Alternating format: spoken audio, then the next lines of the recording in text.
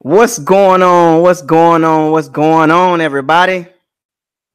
This your boy Isaiah coming to you again from Bucos Locker. Subscribe, like, comment, share all my videos, and make sure you hit the notification bell icon to notify you on all new videos that's posted on this channel. Also, if you feel like donating, feel free to donate. All donations are welcome, big or small. It's up to y'all if y'all want to donate. But as you can see, today is Black Monday, and we about to start some discussion. We about to do some discussion on some coaches today, and also I do have a special guest will be arriving in a little bit. I'm pretty sure some of y'all might be familiar with him. He goes by the name of Tampa 2. And he should be joining in a little bit. But it's Black Monday. I told y'all. I did a Black Sunday. And I still got to do a Black Monday. We gotta talk about these Bucs and what they're gonna do moving forward with Jason Light and the coaching search and other things. But I'm gonna see if Tampa 2 gonna join this Google Hangout session. So we can talk a little bit of Bucs. As you can see, put this on my shoulder. Oh yeah, Tampa 2, you come on in here, man. We can get this conversation going.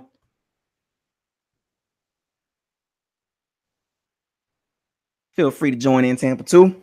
What's up, everybody? Y'all good? Come on in and get in this chat room.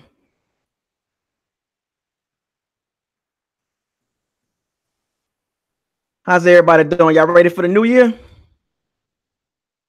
Y'all ready for the new year?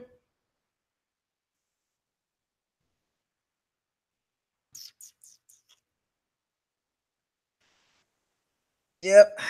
New Year's about to pop in and do their thing. What's going on? There we go. Can you see me? Tampa 2. Go ahead and introduce yourself, man. What up, people? It's Tampa 2, man. If you don't know my channel, Tampa 2 Bucs on YouTube.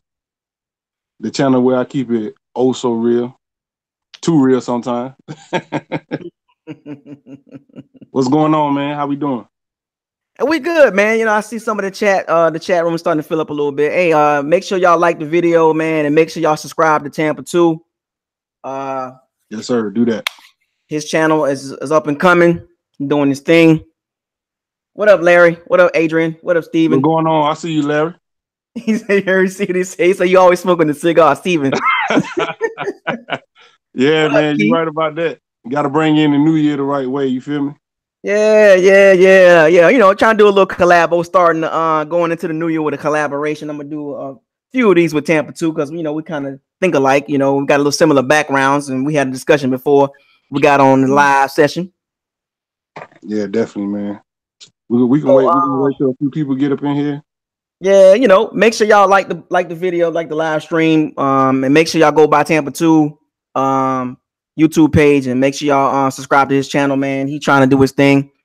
So you know how we roll, but I'm still learning though. I don't know how to do all of the extra editing and all that like y'all be doing, man. Man, I'm basic, man. That's the other channels, man. That's Play Reaction and Mr. Buck Nation. Shouts out to them. Yeah. Oh, shout out to them for sure. Yeah, they doing their thing. Who else? Bowels Movement. Oh yeah. I hollered at dude before. Yeah, they be doing all the extra stuff. I ain't with all that. What's good on Grizzlo? I think that's a Grizzlo. What's good, man? That's one of my shooters, man. That's one of my moderators. And like when people act up in the chat room, he get them out of here. Oh, no doubt. Man, I gotta get me a moderator, man. This is my first time doing it. They help you out sometimes. They help you out. He said both channels on lock. Alvin Buck, Mo, Randall, holla at you, man. I see you.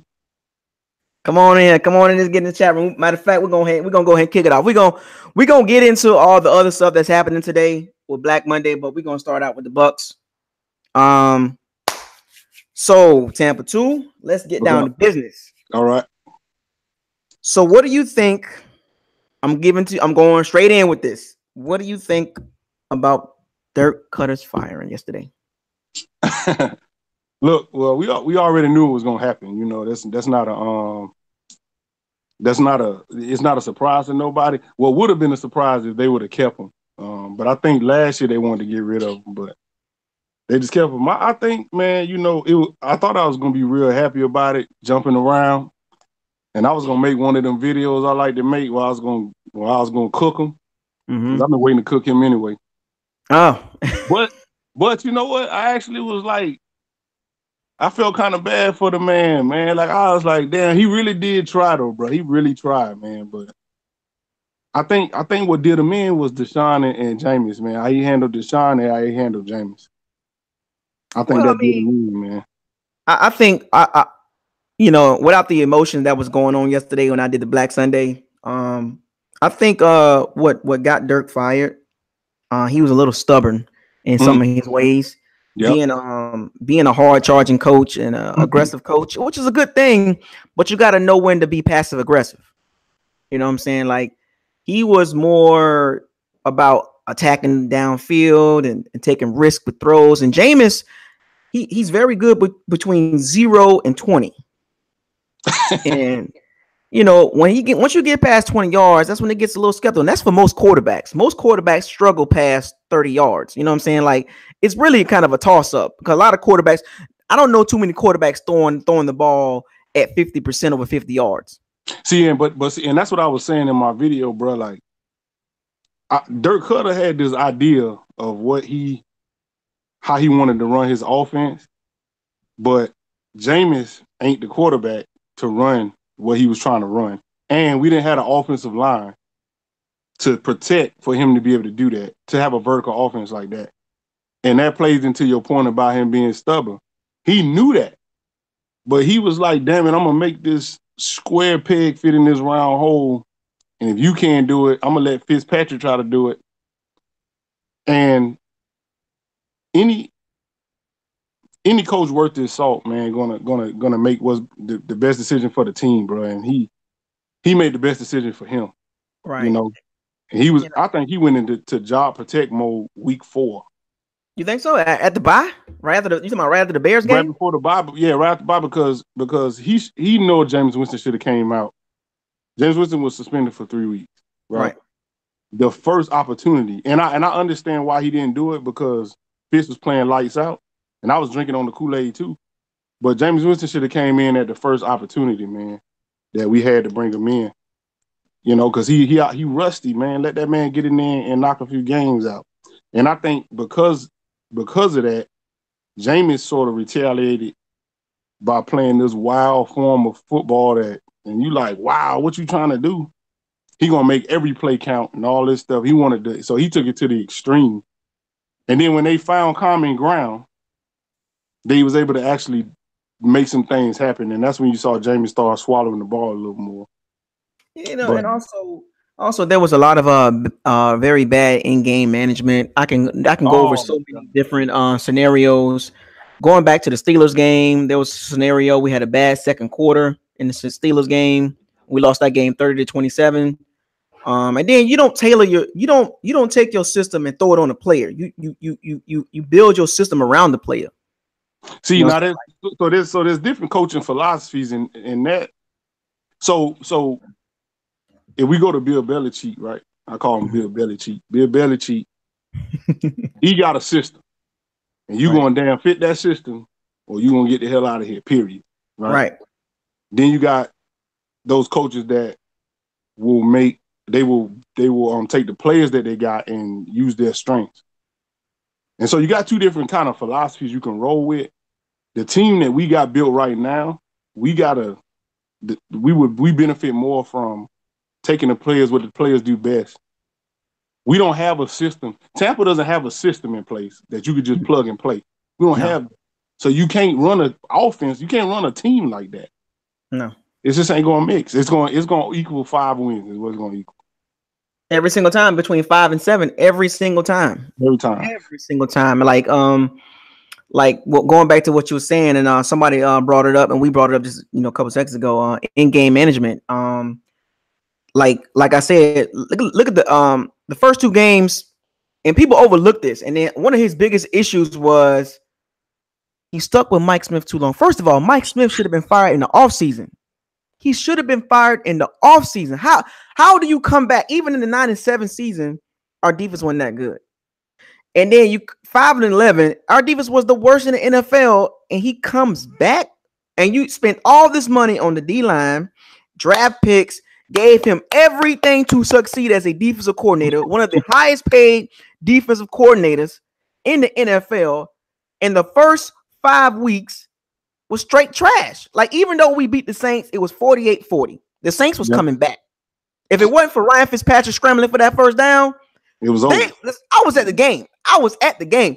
They was on a momentum swing. Like, they was going to come back and probably go to overtime and win the game. So Ryan Fitzpatrick, shouts out to Ryan Fitzpatrick. Yeah, shout out to Ryan. Scrambling for them 14 yards for that first down, because I was like, oh, Lord. And then the second game, we beat the Eagles, right? The Eagles was on their way back. They were on their way back, and we struggled to win that game. And we had and keep in mind, they had a depleted secondary. No their Carson running back Wentz was out, and they had no wide receivers. No Carson Wentz, no nothing. Yeah, nothing. So I see. So you thinking like I'm thinking in that they gave him a lot of credit for those two games that they shouldn't have. Right. But go back to what you said. I mean, the bottom line is the stubbornness. He knew Mike Smith needed to go, and he just kept giving him chance after chance after chance, week after week, and it cost us games, man. And you know what's crazy? And this is why I'm very curious, and we'll touch on this in a little bit with Jason Light, but I'm gonna throw him in there for a little bit too. He takes some of this blame too, but we'll get into him in a second. We'll go back to Dirk Cutter, and then we fast forward to the Bears game. Yep. I mean, well, we're gonna skip the Steelers game because we talked about that a little bit. We should have won that game. We had a poor second quarter. We did nothing in the second quarter, and then the second half we just basically dominated the game. Antonio Brown. Now let's not go past that. Let's not go past. We need to touch on that. Let me tell you how we play. We play first quarter and fourth quarter, or we're gonna play third quarter and fourth quarter, or we're gonna play second quarter, but we can't play 4 quarters, man. Never. There was not too many games we played a full 4 quarters, like a full solid 4 quarters. I only count one. What game is that? That was the Cleveland Browns game. No, I'm gonna say the 49ers game. Oh well, yeah, the 49ers. Yeah, you can say the 49ers. Yeah, because Cleveland was climbing back, but the 49ers trash as fuck though. You know that. But I understand it. But we talking about a complete game. Oh well, yeah. We're supposed to beat teams like the 49ers. Yeah, but see, and when I was watching that Atlanta game, which I said I wasn't gonna watch because I know the shit was gonna be trash, but I watched it anyway. You know how we was kind of battling, set up 17-0, then the shit swung, and it ended the way it ended. Mm-hmm. That's because they are a comparable team to us. Right. Don't look at that game and be like, oh, you see the defensive. Nah, man. They trash and we trash. So when two trash teams play, it's gonna be competitive. Right. So don't you gotta take when you trying to judge, because I see people saying Mike Duffner should stay, right, all this stuff. When you judging these coaches, judge them against how they play against playoff teams. Don't judge them against teams on our same level. Because if you do that, we're gonna always play at our level or lower. How do we play against those teams that are above our level? How can that coach mastermind a game plan and get those boys to play and beat a team that we got no business beating? You know, it's one. It goes back to, you know, we keep kind of bringing it up, like, you know, also preparation, right? You know, before you play these teams, how do you scout these teams? What are their strengths and what are their weaknesses? So when we play Pittsburgh, and we're gonna stop on the Pittsburgh game. We'll go back to it. Okay. The Pittsburgh game, we knew they had Antonio Brown, they had up and coming running back James Conner, they had Juju Smith, you know, they had Big Ben, they had a little crazy defense. And how do we just in the second quarter? Because outside of the second quarter, the Steelers did nothing. The Steelers did nothing in the first quarter. the third quarter or the fourth quarter. Carlton Davis was giving Antonio Brown fits with his length. Yep. He had 5 catches for 50 yards. Antonio Brown, one of the best receivers, top 3 in the NFL. If not the best. We held him in check the whole game, and we lose 30-27 because of one quarter. Because of one quarter, we did not show up. But they do that, man. I'm gonna tell you, man. If they come out hot. See, I always notice when I'm watching the game, just like in that Pittsburgh game, if they come out hot, that tells me either the second half of the second quarter or the third quarter gonna be trash. Right. If they don't come out balanced, giving a little, taking a little, giving a little, taking a little, they come out too fast. I'm like, oh, yeah. One of these second or third quarter finna be trash. And somebody brought this up in the chat. Willie Horace. He said the Steelers game was a bad coaching. Fitz Magic threw 3 picks in the first quarter. Remember I see that, yeah. Remember that? Yeah, man. You didn't bench him for that. But Jameis threw 4 picks. He's done. He's done. Now that's where I was gonna go. I ain't want to go there yet, but that's where I was gonna go. But that's what kind of helped lead to that firing. He got stubborn again. I think he was mad at Jameis for that suspension. Yeah. But that was 2 years ago, though. That was 2 years ago. And let me stop right there. Okay. For you Jameis Winston haters, y'all need to stop bringing this off the field issues. It's been 3 years. Yeah. 3 years. Facts. He's a family man now. He got too much to lose now. And he was like 22. Look. I did a lot of dumb shit when I was 22. I'm older than 22 now. I did a lot of dumb shit. Off the field issues. Off the field. Okay, it's been 3 years. Y'all still reaching back 3 years ago? God damn. But they'll do that. But he was mad at Jameis for that, right? Right. Because I think the Glazers probably told him his career tied to Jameis' success. Right. And what did he do? He made Jameis wait an extra game to get back in, which was stupid. The excuse they'll use is because Fitz was hot. But if you really look at them games, nah, man. You caught the Saints sleeping. Right. And First you game caught of the season. a depleted Eagles. Exactly. That's why he did like that. He performed like that. And it wasn't even that good because it was 48-40. Right. And you made Jameis feel like damn, I thought I was the guy. I'm the man. So he did his 3 games. We 2-1. We in the power rankings top 15, and everybody talking about us. And then we go to the Bears game. Now, who knew the Bears is going to be like this with that defense? I didn't know. I'm not a big fan of Mitchell Trubisky, but the coach made Mitchell Trubisky, Matt Nagy, makes Mitchell Trubisky look really good. He perfect and with that him. Defense. It's almost like Chicago is built like Tennessee with Mariota. You know what I'm saying? They don't need Mitchell Trubisky to do a lot. Yeah, just enough, and the defense got it. Just don't lose us the game. Right, don't lose the game. So we get blew out that game, and then Jameis comes in the second half. Right, yeah, he threw all them picks. And he he threw what, 2 picks? Yeah, then give me the garbage. Give me the garbage time, which I'm trying to get us back in the game. I'm trying to prove a point now. I'm in the game. I'm finna chuck the ball around. And then he throws 2 picks. He threw 2 touchdowns. Oh no, he threw 2 picks and I think 1 touchdown. I think it was 48-10. Yeah, he was working it. Right, he was rusty. So people's like, oh, he turned the ball over again.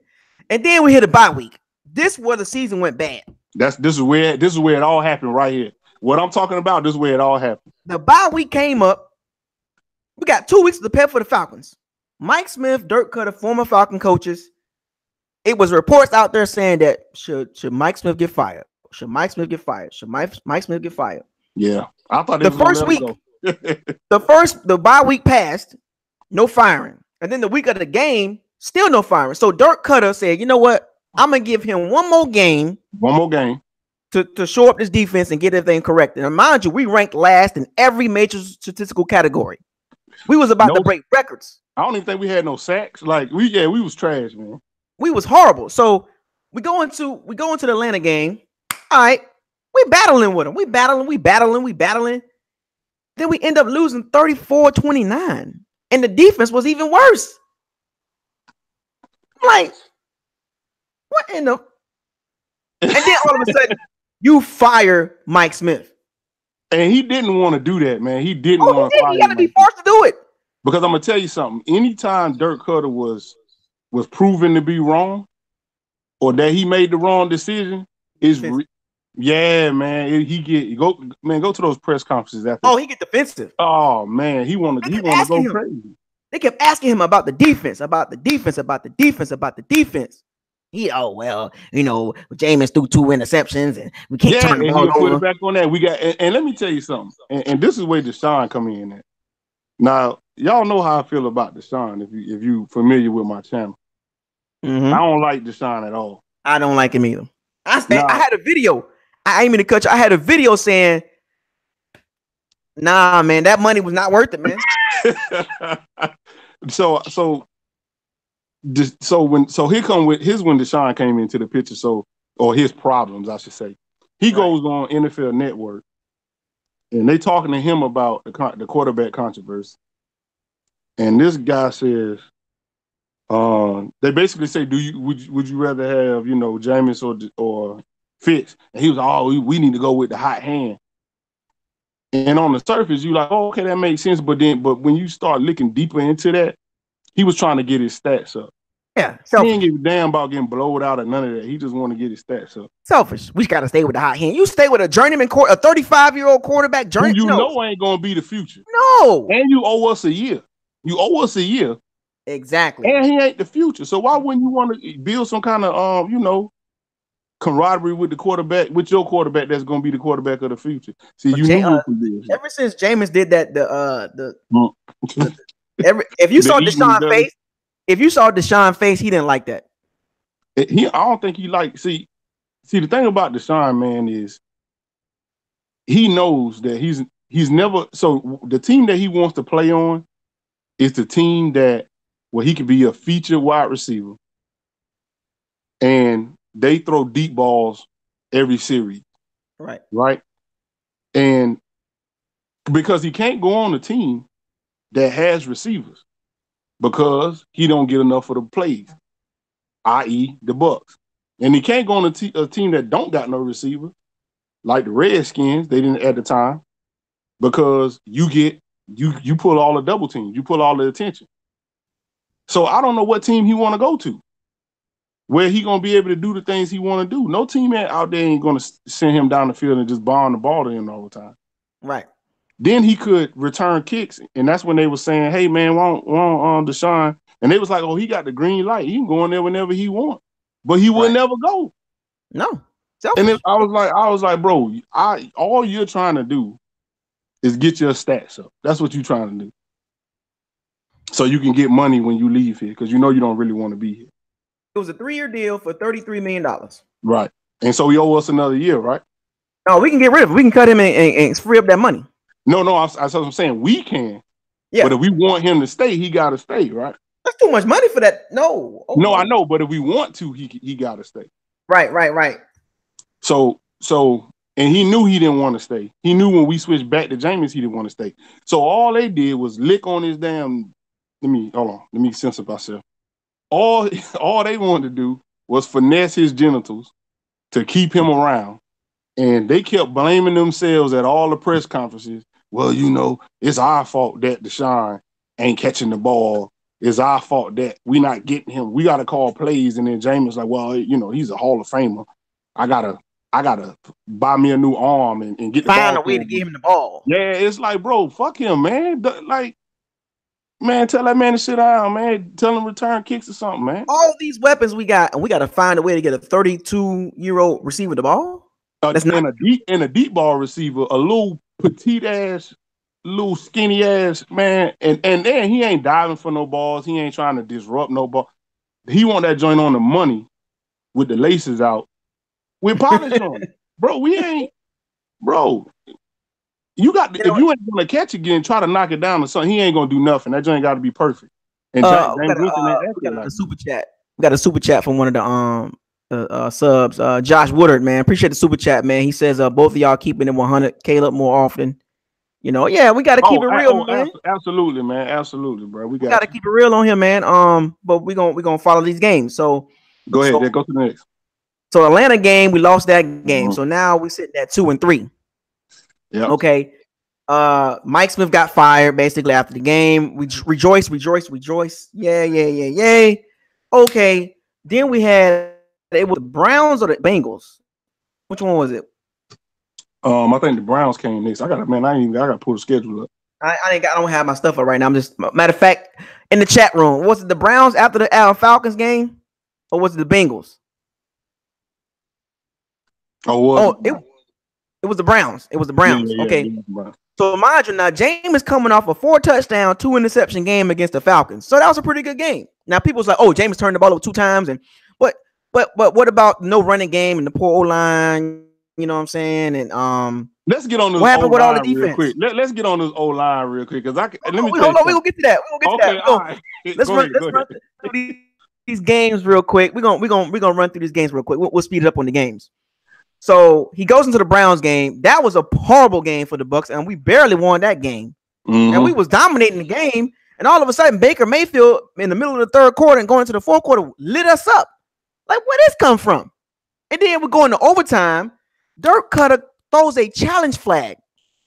He throws a challenge flag in overtime. All reviews are done from the booth.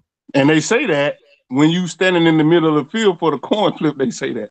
And you know when they asked him in the press conference, he was like, I what you mean you forgot? You the head coach. That shows you his mind wasn't even in the game. His mind wasn't in the game from the start, man. How do you throw a challenge flag in overtime? And that coaching. And boy, I'm gonna tell you, we lucky we didn't catch the Browns the week after that. Oh Lord, they went on the tear. He caught his feet under us. He caught his feet. We just so happened to be able to edge that thing out, but he caught his feet on us. We sure did. We'd have caught him the next week, boy. We'd have lost that game. We catch him now with Freddie Kitchens and Greg Williams. Man, no. We lose.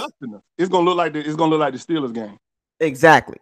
So then we pull out the Browns victory from a field goal from the goddamn kicker Folk. Well, it's not Folk, but it wasn't Santos. It was the kicker before Santos. God damn it, I'm having a brain fart right now. But we win the game when a field goal. Luckily, that Dirk didn't get a penalty called on him for throwing that challenge flag. Mm-hmm. Dumbass. Caranzaro. That's what Chandler Caranzaro. That's what it was. Kick the field goal. So we win the Browns game. Luckily, then we go into the Bengals game. This is where it really went bad. Oh my God, that's when I said, you know what, this shit over, man. Shit over. 4 interceptions, and you could tell it was some turmoil between Jameis and Dirk because that's what I was talking about though. Jameis went full retard. He went full retard. Like he was like, "What are you doing? Like it's not even you. Like what are you?" You're throwing the ball right. His mind wasn't in the game, man. His mind wasn't in the game. Because a lot of stuff in the locker room, the people in the locker room wasn't, was turning against him because of Deshaun Jackson and people weren't really feeling him. The media was on him. He got a newborn baby. The pressure was on him. He had a lot of stuff on his. Like he's 24 years old. Yep. 24 years old. A lot of pressure on him. The fans was on him. The media, the locker room, the coaches, the GM. Like, what's up, James? What are you doing? And he just went full retard. You never go full retard. Never do that. Yeah, he went there. And the thing about it, Dirk kept him in there. I thought he kept him in there one series too long. You know why? Because he had completed that pass to Deshaun. Right. But see, we lost the game 38-35. Exactly. Yep. He completed that pass, so they were like, he might be. He'll figure it out. Into something. Nah. You should have benched him after the second or third interception because that pick six. If you was going to bench him. If you knew you was going to bench him. Because in the press conference, he said he was thinking about pulling them prior to that, but he completed that deep on Deshaun, so he left him in there again. Come on, man. The pick six basically cost us the game. Yep, that was the end of that. And then now Jameis on the bench for the next 4 games? And here we go. Here we go again. Now we're gonna switch back to Fitz. See, here we go again, man. The next 4 games, Jameis riding the bench, watching this guy, Ryan Fitzpatrick, lose games and throw interceptions. Who we know ain't the future of the damn quarterback position. Unbelievable. This guy sitting up here throwing interceptions, fumbling the ball. And you just letting this ride, Dirk, but you bench Jameis because he had one really bad game? And that's because of that tension and that drama and that stubbornness of him. He wanted to prove a point just like I said, when he after the suspension, he wanted to prove a point to Jameis, specifically to Jameis, that you're gonna pay for costing me my job, basically. Right. I'm gonna get my payback right now. But all that did was you switching up the quarterback, which means you switching up the how the ball is thrown. You switching up how the O line is protecting. You switching everything up when you keep flip flopping like that. They say if you got two quarterbacks, you ain't got no quarterback. Exactly. So What's the name? What's that? Keith Saunders. Keith Saunders. Shouts out to Keith, man. If you got two quarterback system, you got no quarterback. You got no quarterback, man. So we go from the Cleveland game to the Cincinnati game, right? 37-34. And then we go to the Carolina game. It's like, wait a minute, 42-28. We lost to the Carolina. And we came back. Came back on the Panthers. Came back on them. 28-35. But you gotta know they playing that prevent defense, man. Right.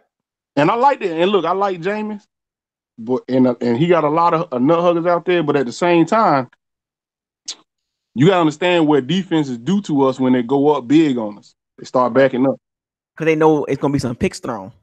In one of my videos, I said all the teams got to do to beat us is wait us out. Yeah, we're gonna make a turnover. If you smart, you just wait us out, right? You ain't got to be extra aggressive, because as you could tell, we could be dominating the game. You could take the last game if you want to. We could be dominating the game. Yeah, 17-0. But if you wait us out, we're gonna give you what you need. We're gonna miss tackles. We're gonna throw interceptions. We're gonna fumble. All you got to do is just wait us out. And if you can just hold your breath, don't let us run too far away from you. Just wait us out. You can run the table in the third or fourth quarter. Exactly. And then, we came back on the Panthers game. It was 35. We came down and scored. It was 35-21. Then we came down and scored a touchdown. Fitzpatrick led us to a touchdown. Yeah. And I'm like, okay, we got momentum. So the defense get on the field, and time again throughout the season, we'll do something good on offense, score a touchdown, and the defense will turn around and let the offense, the opponent, go right down and score a touchdown. I'm like, walk down the damn field. Why the heck? We just got back in the game 35-28. And then Mark Duffner. My thing is, do what got you here. What got you where we at right now is a certain level of defensive intensity and play calling. And then we start making a march and you switch the shit up. For what? You ain't protecting. I don't know what you switching it up for. Keep doing what we've been doing. Had Cam Newton look like he was an all-pro accurate quarterback. Really? And then we couldn't even handle the misdirections with Christian McCaffrey and DJ Moore and Curtis Samuel. Like, where's the discipline at? Where's the discipline? One thing we good at is staying home now. A receiver can be way the hell back there. We'll stay home and let you catch it. But the time we need to stay home, especially against Carolina, stay home, stay in your gaps, mind your business. Don't be trying to leak all the way over there. Don't leak all the way. Mind your business. That's what you got to do against Carolina. Carolina wasn't even taking shots down the field. They was going sideline to sideline. Misdirection, college stuff. Auburn, like college.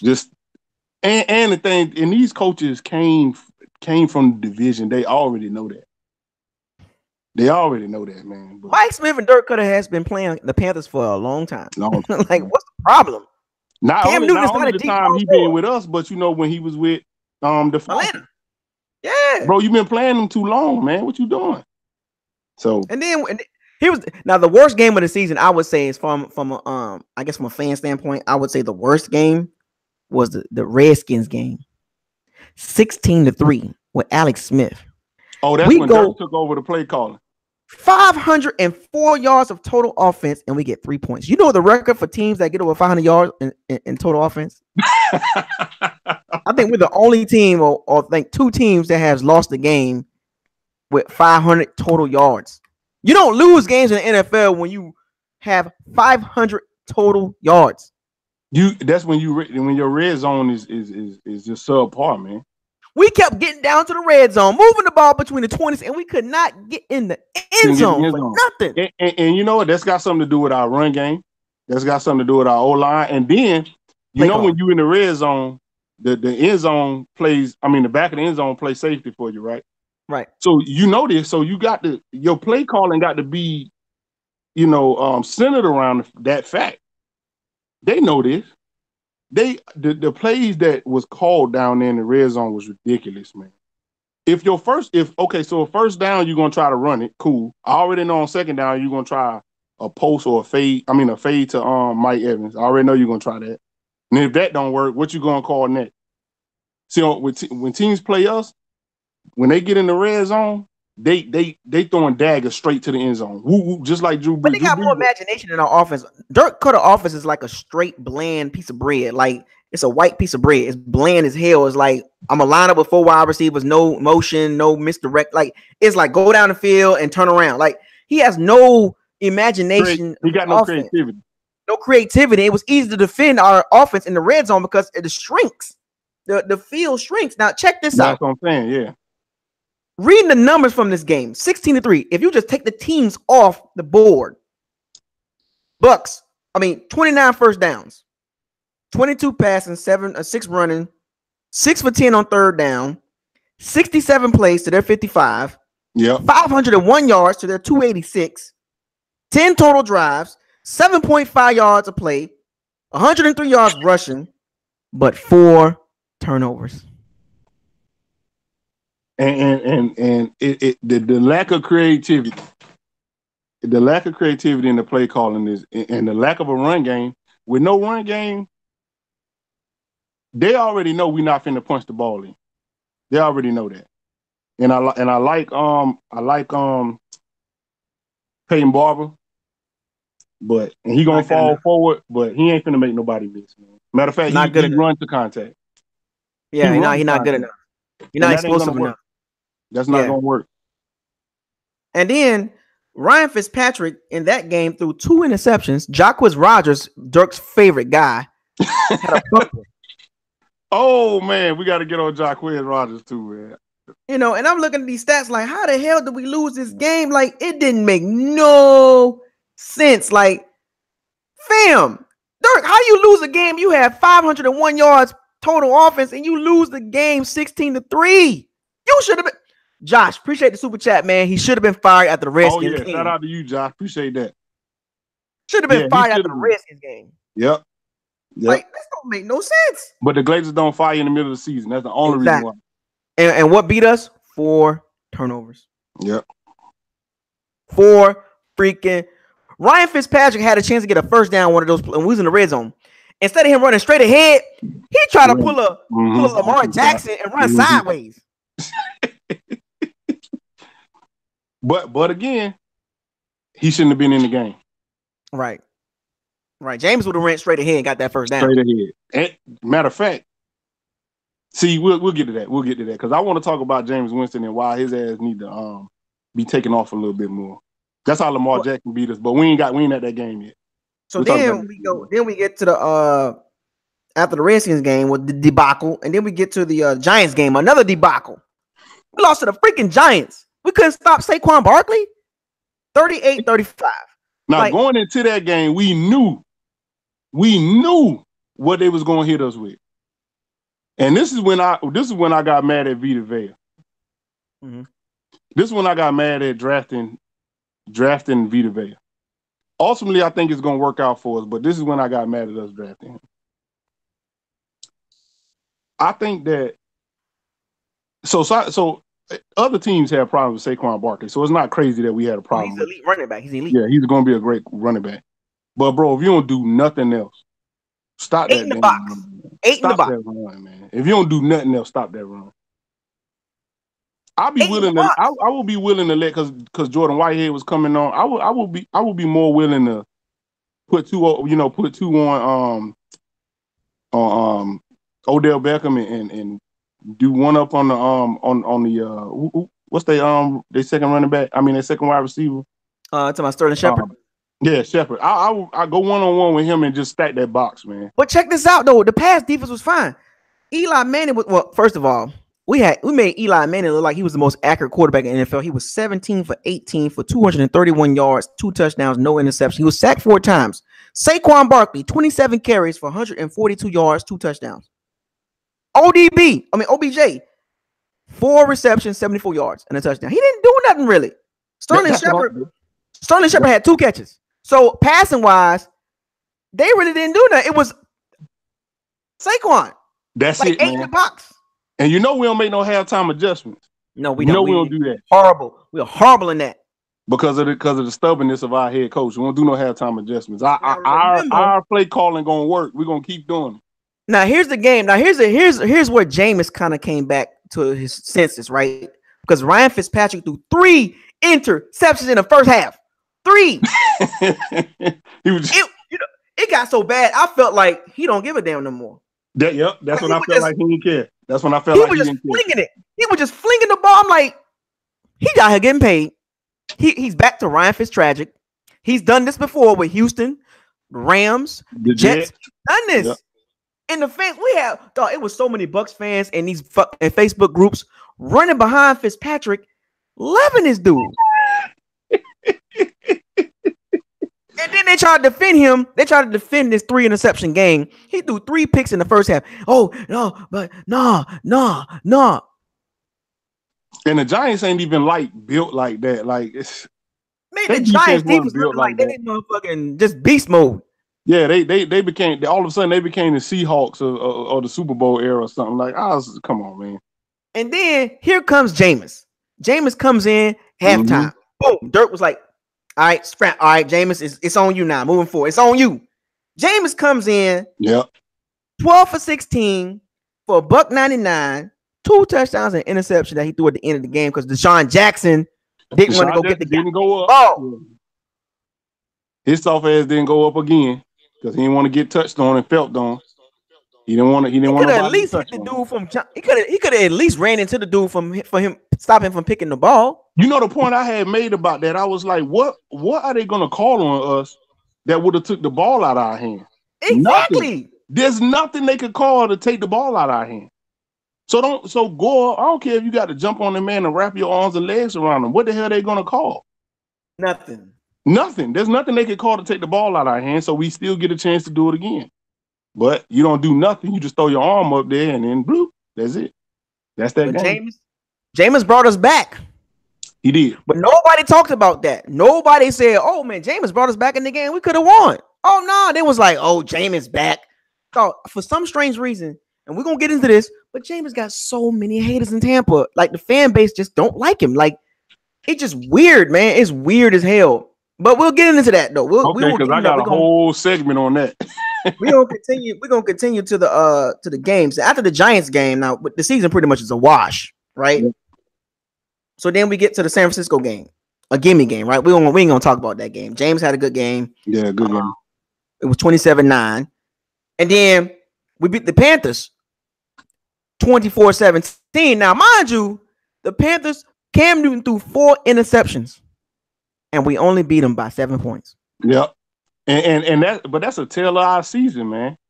Like it seemed to me like no matter what, we could play an outstanding game and win by a touchdown. Another team play an outstanding game against us and they win by like 3 touchdowns. We can dominate, but we can't dominate on that scoreboard, man. No. Between the 20s, we can kill you between the 20s. We can't stop you in the red zone. You can't stop us. You know what's so crazy? Time. You know what's so crazy? We were sitting at 5-7. Mm-hmm. Still in the playoffs. Future ahead of us, yeah. 5-7.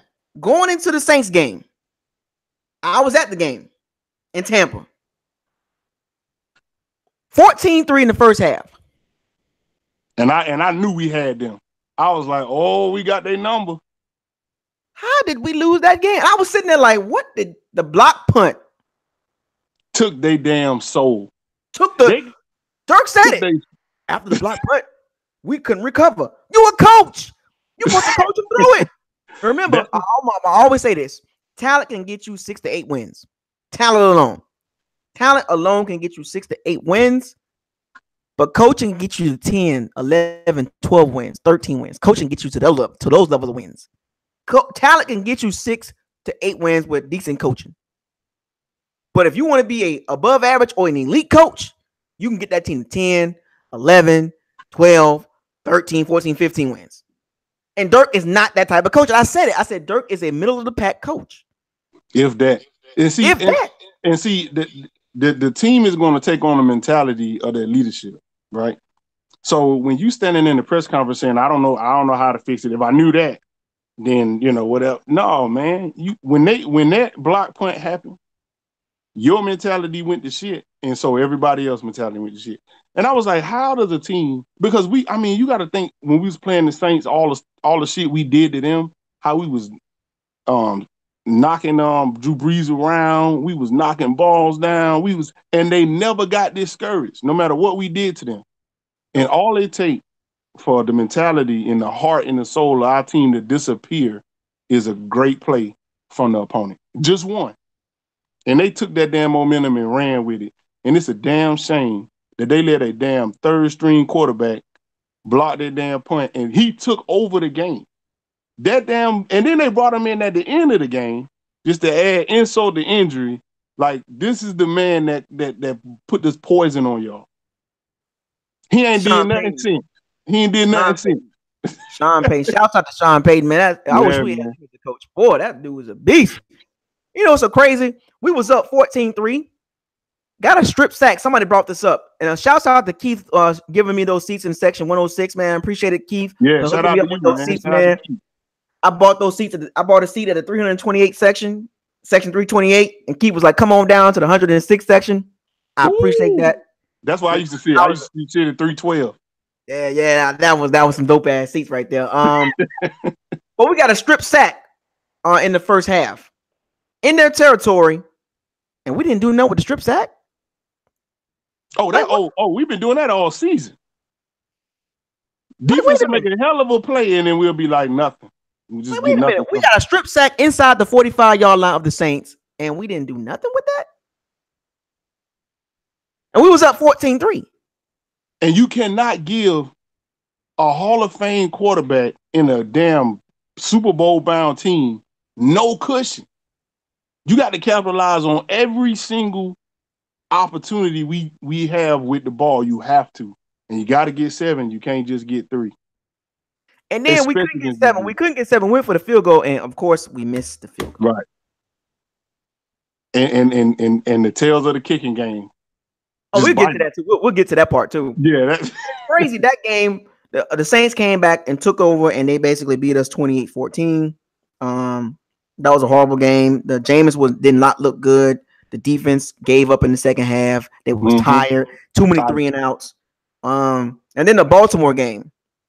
That was a weird game. Now, mind you, the Baltimore Ravens is the number 1 defense in the NFL, but Baker Mayfield can throw for 300 yards for them twice. Better play calling. And for some strange reason, just better coaching. They coach better. But for some strange reason, Dirk Cutter, I believe he had his hands in the offensive playbook. I think so too. They didn't say that, but I think he did. He had his hands in the playbook all season long. Like, he was in and out. Starting back from the Redskins game. Mm-hmm. So the Ravens game, rookie quarterback Lamar Jackson. Shouts out to Lamar Jackson, Florida boy. The Ravens couldn't throw the ball, but they was running that thing like crazy. Like, but what was shocking me was we have a quarterback in our division that is a dual threat quarterback. We got a quarterback like that, and we already played him. So you have the know-how to keep a quarterback like that in the pocket. If you keep him in the pocket, that rookieism will come out of him. Keep pressure on him and keep him in the pocket. Keep the edge contained. That man, he flick his shoulders a little bit, and our whole linebacking core run out of bounds. And he just go whoop. And he kept doing it over and over and over and over and over again. And I'm like, do y'all not see? I know I'm on the couch. Do y'all not see what they're doing to y'all? Like, put a spy on them. Don't let him. He ain't gonna throw it to nobody. Put a spy on this man. Shouts out to Joseph, man. And we knew the Ravens was hurt, and the Ravens getting hurt. We knew they can only run the ball. We knew it. That's what I was saying. They ran the ball. Check this out. They had 74 total plays to our 47. 370 yards total offense. 128 yards passing. 242 yards rushing. 37 minutes of time of possession. God damn, boy, And you know that dual threat when the quarterback running like that, he gonna wear your defense out. Cause why? Cause they all chasing him. And that's exactly what happened. Yep. 74 plays, and our offense only had 47. Oh my gosh. They had the ball for over 60% of the game. And you can't, man. And you let them just walk down the field over and over. They just Same walk play. down the field. Walk Same down the play. field doing the same thing. Same thing. Dive, read option. Dive, counter trade. Dive, wham block. Like, and I would have said, governor. Hey, test his arm. Make him test his arm. Yeah, I would have ran the bear defense. I would have ran a 4. Yeah. I would have ran a 4-6. Bear defense. Hey, you know what? Go ahead, throw it. You're gonna have to throw it. You're gonna have to throw it. What it is. It is. If Lamar Jackson would have threw for 310 yards, oh freaking well. Oh well, see, that's what I would have. I would have sold out on it. I'd have sold out on it. You just gonna have to. I would have went 1-on-1 on the outside and was like, you just gonna have to beat us throwing it because you damn sure ain't gonna beat us running it. But he did that. Facts. He did that. 37 minutes. The defense was on the field for 37 minutes, and it was cold. And you right, the man. It was bad coaching. You right. We got out-coached in a lot of games. You right about that. See the common thread there? And then the Dallas game. Oh, now that hurt the worst. That Dallas game hurt me the worst, man. I was talking so much shit to them Dallas people that whole week. We gave Dallas that game. We gave them that game. Wait, here. You want it? Here. And what made me so mad, man, I was like, they was getting penalties. Just like we was getting penalties. They was errant throws like we was throwing. I was like, yo, they don't want it. They don't want the game. Take it. And they didn't do that. They didn't do that, man. Because Dak didn't beat us with his arm. No, Dak was trash that game. Winston outplayed Dak. Winston outplayed Dak big time. I'll take Jameis Winston over Dak Prescott. Yeah, and so if you would tell me that for 2-3 straight weeks, a quarterback will have a horrible game through the air against us and we'll still lose, I wouldn't have believed you. I wouldn't have believed you. I'd have been like, nah, ain't no way. But you know who showed up for them? That damn defense. Oh, in that game, what pissed me off that game, somebody always say this about this guy, and when I say this, you're gonna know who I'm talking about. Monique and pads. Oh yeah. Oh, that's been put in my comments. I forgot who put that in my comments. I forgot whoever that is in the chat room, man. Show your face, man. I'm gonna give you a special shout out. He called him Monique and pads. That boy has no footwork. None. Randy Gregory went around him every day. Oh man. Every play. It was one play. He was false start, and Donovan Smith stopped blocking and let Jameis get whammed. And you know, it's crazy because he'll sit there and watch the man run past him. He'll just turn around and stay in his same spot and just watch him. Now that strip sack was crazy because Randy Gregory got a jump on him. You know, we all know Donovan Smith got cinder blocks on his feet. Yeah. He pushed him around basically. And Randy Gregory came all the way around. And a lot of people blame it on James for holding the ball too long. But they got to understand, the pocket was collapsing up the middle because of Ryan Jansen. We'll get on him in a second or in a little bit. The center, Ryan Jansen, is so trash. But anyway, so James stepped into the pocket, weaved to the right. Yes, he could have took off, but he was looking for the kill shot, and the play was there. It was there. Yeah, it was there. It was going to be a touchdown. Yeah, it was there. Randy Gregory, strip sack, Jalen Smith, the linebacker, pick up, scoop and score. But here's the thing about that. That's when I was telling my subscribers about the after play. What I said was when Jameis started getting a lot of pressure like he was getting in that Dallas game, he stopped looking for the initial play. He already gonna assume that the pocket will collapse. So his brain is going, I'm gonna take my 5-step drop or 3-step drop. I'm gonna wait till the play collapse, step up or step around, and then make the play. So his whole mentality switched from make my reads, snap the ball, make my reads. Make the reads because of pressure. Because he ain't got time. So he just said, well, let me snap the ball, find the rush, avoid the rush, then make my reads. That's what got him caught up with that strip sack, was because he waited for the after play, which is what I call it, the after play. Mm-hmm. He waited for the after play, then he made his reads. Now his read did come open, but he needed to make that read from the pocket. And he didn't make that read from the pocket because it was a revolving door on our line. Pressure up the middle.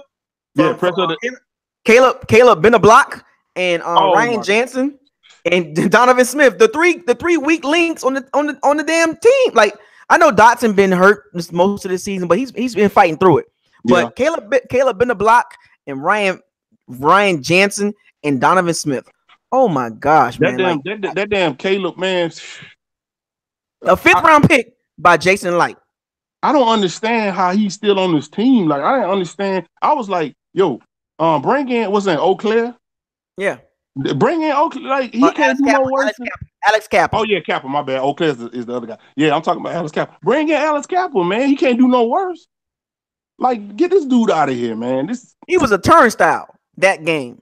Now, don't get me wrong. Shouts out to the Cowboys D-line. They D-line. Yeah, they got a D-line. DeMarcus Lawrence, Randy Gregory, Mo Collins. They got a nice little D-line rotation now. Rob Marinelli, Chris Richards. We'll get on that in a second.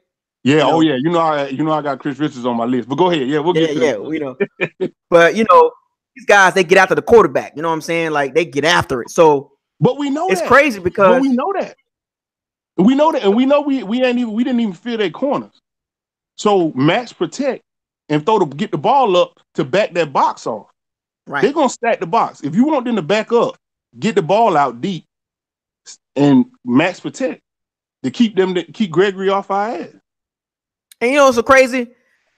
Jameis Winston was 34 for 48, 336 yards, 1 touchdown. Outplayed Dak by a long shot. That's why I told you they didn't want that game. Dallas didn't want that game, man. But we gave it to him anyway. And then Jameis, he lost 2 fumbles that game. The strip. Yep. The strip he had another one. The Dallas Cowboys had a scoop and score touchdown, and then they had another short field because of a fumble. So right. Dallas didn't do anything spectacular. They basically what you said. They sat back, wait us out. That's all they had to do. If you want to beat us, just wait. You ain't got to do nothing. Wait us out. Just don't turn the ball over. Don't turn the ball over. Don't turn the ball over. Punt the ball, because I was like, man, they doing a lot of punt. They ain't doing nothing. They punting the ball like they ain't doing nothing. Here's another game. Just like the Redskins game. 27 first downs, 16 to Dallas. 19 by passing. Dallas had 9 by passing. 75 plays we ran to Dallas 50. 383 total yards to Dallas 232. See, just wait us out, man. Wait us out. We gonna give it to you. We had the ball 35 minutes to their 24 minutes. Yep. And still lost because they just waited. Dallas I think that's probably worst game all season, probably. And once again, what killed us? Probably the week before that. Yeah, but they just turnovers again. Do you know we like negative 17 in the turnover ratio? Yep. And Dirk Cutter spit that out. He'll go, we got to win the turnover battle. But after that Dallas game, I told myself, Jameis for the rest of the season and going in the next season, he's gonna just start swallowing the ball and holding it. He played like it the last few games. You know what I'm saying? Yeah, he made smart decisions. He made smart decisions. Yeah. Mm-hmm. Now, mind you, we was 5-7. If we just would have won 2 games, we was basically right there, 5-7 after the Carolina game. And we could point. Okay, the Pittsburgh game we just flat out lost. Got it. The Bears game we flat out lost. Just got 8 up. But I can point to the Giants and the Bengals game. I can point to the coaching for our losses. Now, mind you, we lost both no job right now. We lost both of those games by 3 points. Mm-hmm. Coaching, man. Coaching. That's it. That's why Jason Light still got a job, but we'll get to that.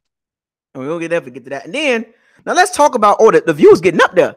Okay, like the video, man. We over 100. I didn't even realize that. We over 100 viewers in here. Yeah, what's going on? Y'all coming through, man. Yeah, man. New Year's Eve, man. We live on Bucos Locker, man. Tampa 2 and Bucos Locker. We are here chatting it up. I want to stop for a second, take a little break and give a shout out to the people in the chat room. What up? Shout out to y'all, man. What up, Ricky? What up, Jay Clark? What up, cover 2 quarterback spy, Caden Clark, Joseph, Nocturnal Tech Talk. We got a Falcons fan in here, Falcons Hawk Braves fan extraordinaire. Oh, we're gonna get to you, Falcons fans. He been clowning us. He been clowning us though. I let him stay in there. Let him stay in there. He good. He clowning us, but y'all ain't going to the playoffs either.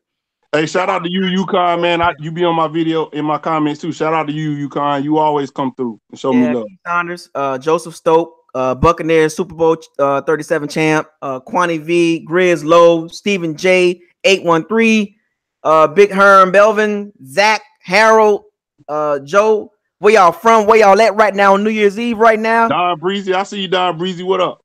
Where y'all at right now? What state, what city, what area code, what zip code y'all at right now, man? Game Day Tampa. What's up, man? I see you, James Cosper. What's up? Oh, Adonis, you in NC? I love NC, bro. I'm gonna tell you something. Charlotte. Hey, I can make it happen down there in NC. I'm just let you know that. Keep me offline. I got something for you. Okay. What's up, man? Okay, we got Albany in the building. We got VA 336. Oh, Arizona, I see you. Charleston. Yeah. Clearwater. Mm-hmm. Oh man, I used to love being in Clearwater, man. I got some stories to tell you about Clearwater. Whoa, man, we got Wyoming in the building. 307, Wyoming. Spartanburg, South. Hey, I'm from Columbia, South Carolina. That's where I'm originally from Columbia, man. One of my close friends from Columbia. Oh yeah, we gotta talk about that because I'm from Columbia, South Carolina. Okay. His last name Addison. CJ Addison. Addison. He went to Benedict. Oh man, boy, Benedict. Benedict ain't nothing to play with. Let me tell you something. Yeah. Boy, Benedict in the middle of the hood. They ain't nothing to play with. Yeah, middle of the hood. Butler, Pennsylvania, in the building. Syracuse, New York. LA. What up, Ray P? I see you. What you doing like what's up, Jeffrey? Alexander, Louisiana. I've been out there. I was down there in Louisiana before. Oh, Stephen J. Cross Fletcher, Tampa Cross Fletcher. I see you, man. Texas, Plant City, Pensacola. I see you, Marlon White. Ohio, man. Phoenix, El Paso, China. You in the, hey, Tampa highlights. You in the military? You said China. Are you in the military? Tampa highlights. That's where I live at right now in the DMV area. So shout out to you. Said DMV. Okay, we got Atlanta in the building, Indiana, New York, Newark, Jersey, Brick City. Got McCarthy. What? Huh? Wait a minute. What? You just saying that? Hold on. Wait a minute. Something happened while we was on the phone? Oh, I'm about to get on this right now. Hold on. Let me see. So you just saying that? Titusville. Shout out to Titusville, man. I don't see nothing yet. Where Pine County at? They're just talking, man. The Bucs ain't got nobody yet. I'm about to say, hold on now. Don't say that crazy now. You know that Rooney Rule, they can't have them by now. It ain't happened that damn fast. Portsmouth, Virginia. I see you, man. I'll be in Portsmouth sometime. Shouts out to the 7 cities, man. Shouts out to 7 City. High Point, North Carolina. What up? Detroit. Oh man, Detroit. Oh, what up, Detroit? I've been to Detroit a few times, man. That's a rough city, man. That's a rough city. Alabama in the building. New Orleans. Oh, that's where the other homeboy live in New Orleans, right? Hey, I'm in New Orleans. What up, Jawan Neal? Right. Yeah. I'm talking about the other guy though that be on the channel with you. He in New Orleans too, ain't he? No, that's me. I'm in New Orleans. Where's he at? He's in Travis is in Mississippi. Is he Alabama or Mississippi? Yeah, because he don't post no more. What's going on with him, man? We got a new baby. He got a newborn. Oh, shout out to him, man. Shout out to him. Yeah, the Bucs don't got a new coach, man. Stop saying that, Travis. You can't say nothing. We on live, man, because we can't watch the news right now. Come on now, man. Cut that out, man. St. Pete in the building. Detroit, Arizona. Man, Detroit is not somewhere I would like to stay at. Detroit is not a city I would like to stay at. I'll tell you. My boy finna get married this weekend out there in Detroit, man. Smallville said Detroit look like Iraq. Damn, man. No, hey, we ain't ripping on Detroit. I got love for Detroit, man. I got love for Detroit. I just don't want to live out there. Y'all wild out there. I visit, but I'm good on living out there, man. Yeah, y'all wild out there now. Japan. Mississippi, yeah, I got y'all. Yeah, Miami look like Iraq. Hold on, Mark. Miami don't look like no Iraq. What you talking about? Oh yeah, he said, "Hey, John said no new news. Yeah, man. I just watched that. I just watched that press conference from Jason Light. Yeah, I watched that too. We got some things to talk about when it comes to that.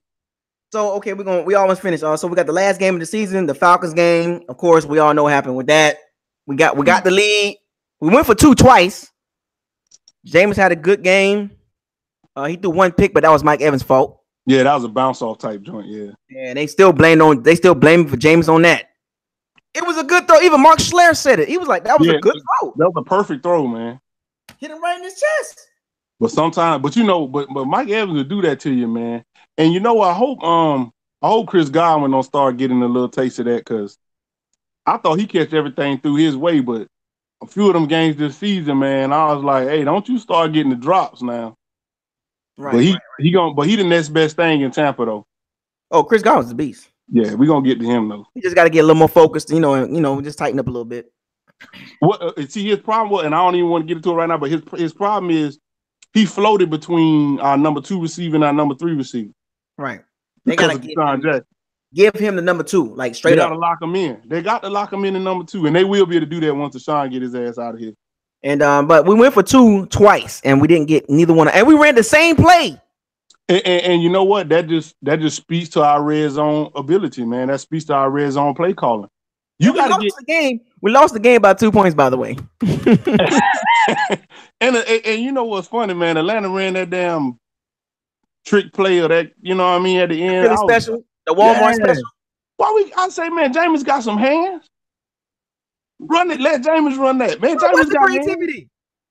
He's 6'5". Oh, we got another super chat. Josh said, why do they love Jacquizz Rodgers? I don't know, man. I don't love him. They love him. Let me tell you why they like Jacquizz Rodgers. They like Jacquizz Rodgers because he's short, but he can pass block. That's no, he can't. Like. He was trashing that. He been trashed all season. But that's why they got him on the team, is because he can pass block and he knew the plays. He know the plays. Yeah, from Atlanta days, yeah. Yeah, that's what I'm saying. He know the play. He know the playbook. So. Oh, another super chat. Marlon White said, "Let's go start a GoFundMe to buy a billboard. Add to next to Ray J. Send a strong message to the team. We will make national news." Man, hey, no, we can't be making no national news right now, man. No, man, I don't need that heat on my channel. Because I'm telling you, they put a damn spotlight on Tampa. When they do that, we just crash and burn. We can't be on no spotlight. Joseph said, "Run the Temple Terry special." Yeah, man, one. That'll work. So back to the game. The game basically showed up how our season pretty much is summed it up. That game summed up our season. Now there's a lot of games that can sum up the season, but just to finish off, they finish us off. They finish. It's funny how Dirk. Hey Sam, Atlanta got Mike Smith fired. We're gonna get the Rojo, Sam. Just stand by. We're gonna get the Rojo. Go ahead. Atlanta got Mike Smith fired, and then they turn around and send Dirk out the door with an L. Well, Atlanta, y'all so cold, Atlanta. What Atlanta fan at? Cold-hearted. And neither one of us was going nowhere. I don't know why y'all did my man like that, but I'm glad y'all got rid of both of our coaches, man. The defensive coordinator and the head coach. Boy, y'all, Atlanta is so dirty. Oh, yeah, man. We appreciate it, though, Atlanta. We appreciate that, though. We don't like y'all, but we appreciate y'all getting both our coaches fired. And had we beat y'all, they might have been stupid enough to give him another year. So that's what I was hoping. I was hoping that Dirk didn't go 7-9, 8-8, 9-7. I was like, please don't do that. Low key, I was like, he ain't the future. And that was my prediction. And that was my prediction at the beginning of the season. I was like, Dirk. I always, when Dirk got hired, I said he's not an elite coach. When I think of Dirk Cutter, I don't think of Super Bowl. Right. I don't think of that. I think of bad game management, poor play calling, passive aggressive. Like, that's what I think of Dirk when I think of him. I don't think of playoff and Super Bowl. I don't think nobody did, man, because but like I said, man, the thing about the Glazers is they always, so in the past, we've been known to let good players walk and good coaches walk out the door. Tony Dungy, we let Mike Tomlin get away from us and go to the Steelers, and he been there since.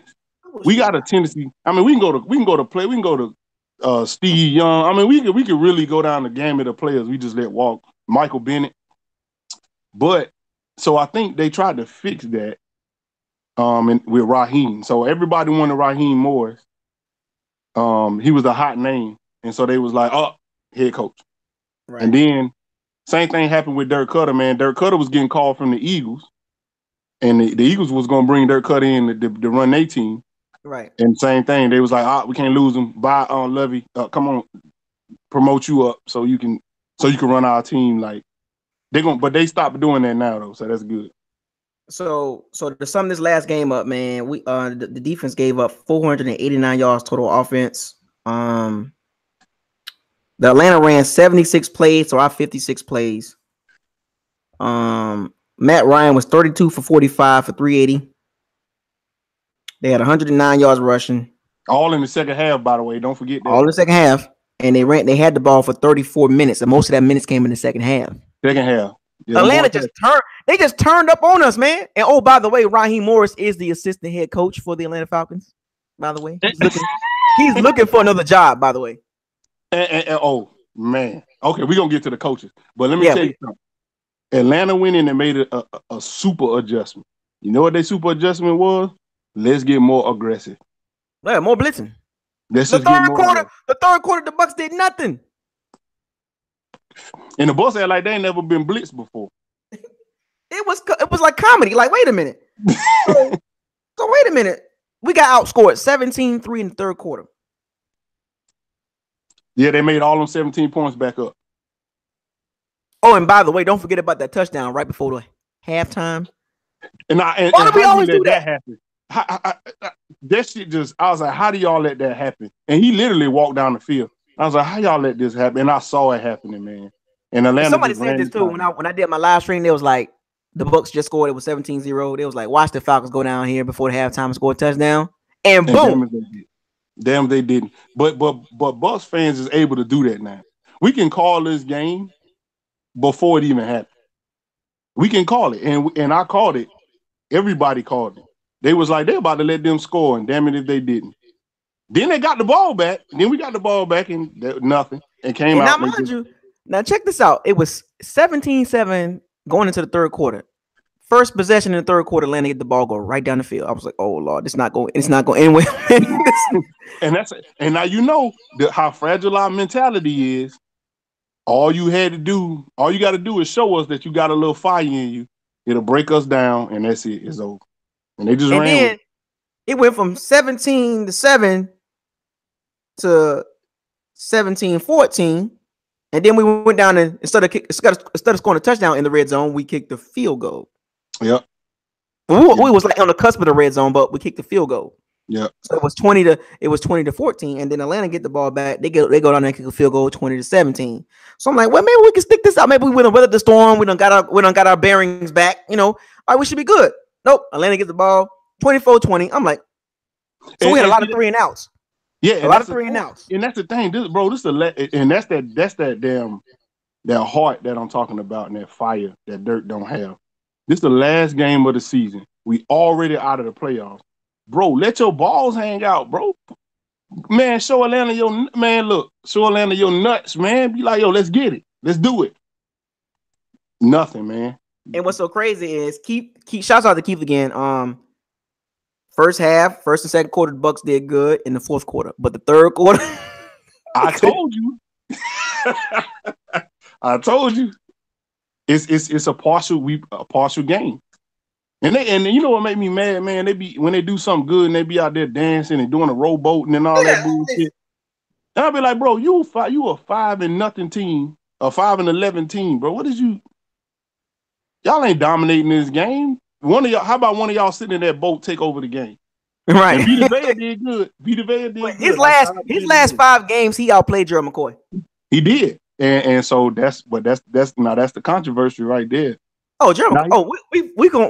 Matter of fact, we gonna transition because we done with the season. We just went through the whole schedule for everybody that just joining us. We went through the whole schedule. We went through the 16 game schedule. We finished 5-11. We broke the game down to a certain degree. But now we finna get to the juice. We finna get to the juiciness of this video. We finna talk about the possible coaching candidates. We finna talk about players leaving and staying, what kind of adjustments we gonna make, and what What do we need to upgrade? What do we need to upgrade? Because I know a lot of y'all been wanting to talk about this. I've seen it through the chat room. I know a lot of y'all been wanting to talk about what's next for the Bucs with coaching and players, free agents. We finna talk about that on New Year's Eve on the Bucos Locker Live with Tampa 2. We are here. Let's do it. I'm ready. Live. Now this is what I've been waiting on. Now I know we got a couple guys in the chat room been dying to talk about the players. Particularly, there's one guy in the chat room right now he goes by the name of Fabo Johnson. He wants to talk about Jameis Winston so bad. Let's do it. But we're gonna get into all that. But let's start with the player development. Matter of fact, no, let's transition to the GM. Okay. Let's transition to the GM. Jason Light came in 2014.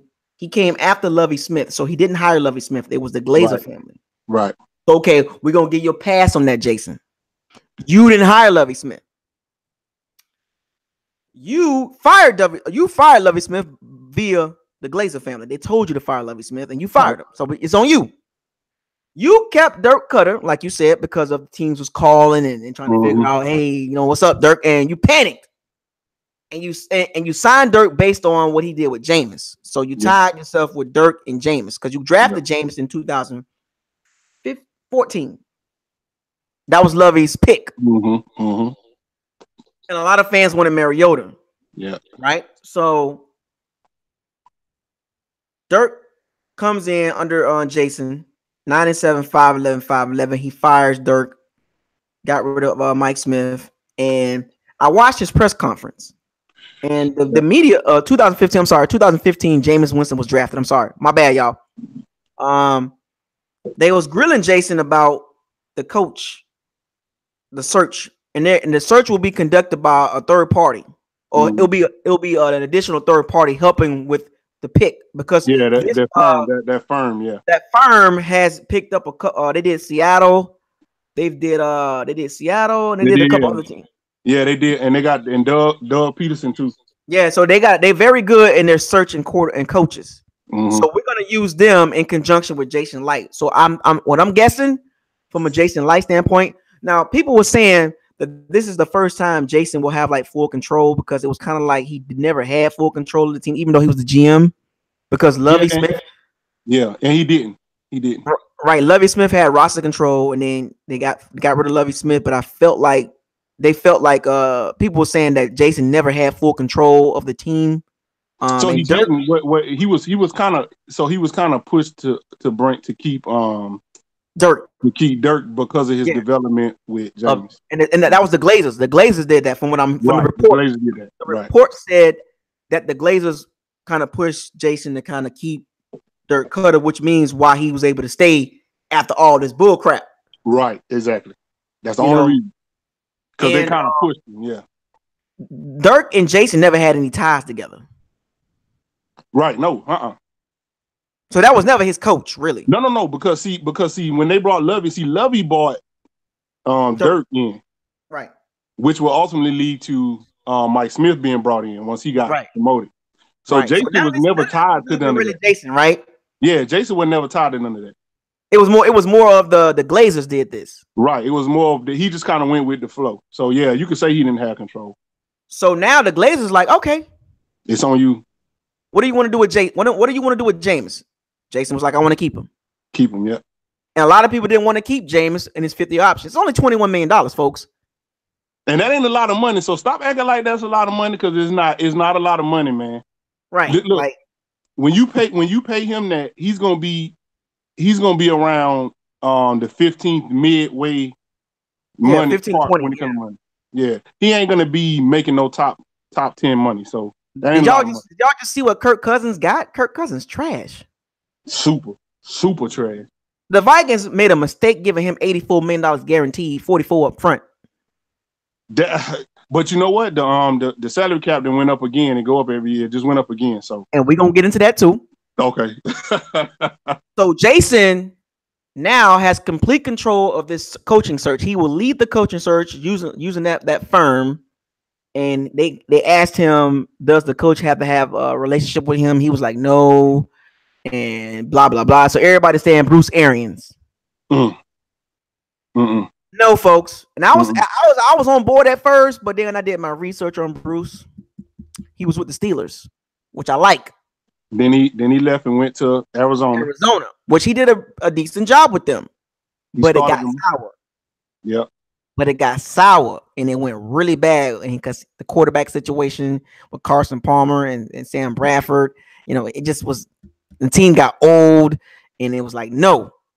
And he got because my thing about Bruce Arians, and I like Bruce Arians, man, but and I'm not saying he's not an effective coach, but number one, he got health concerns. I think he really should focus on that. But other than that, Jameis 67 Winston, years old.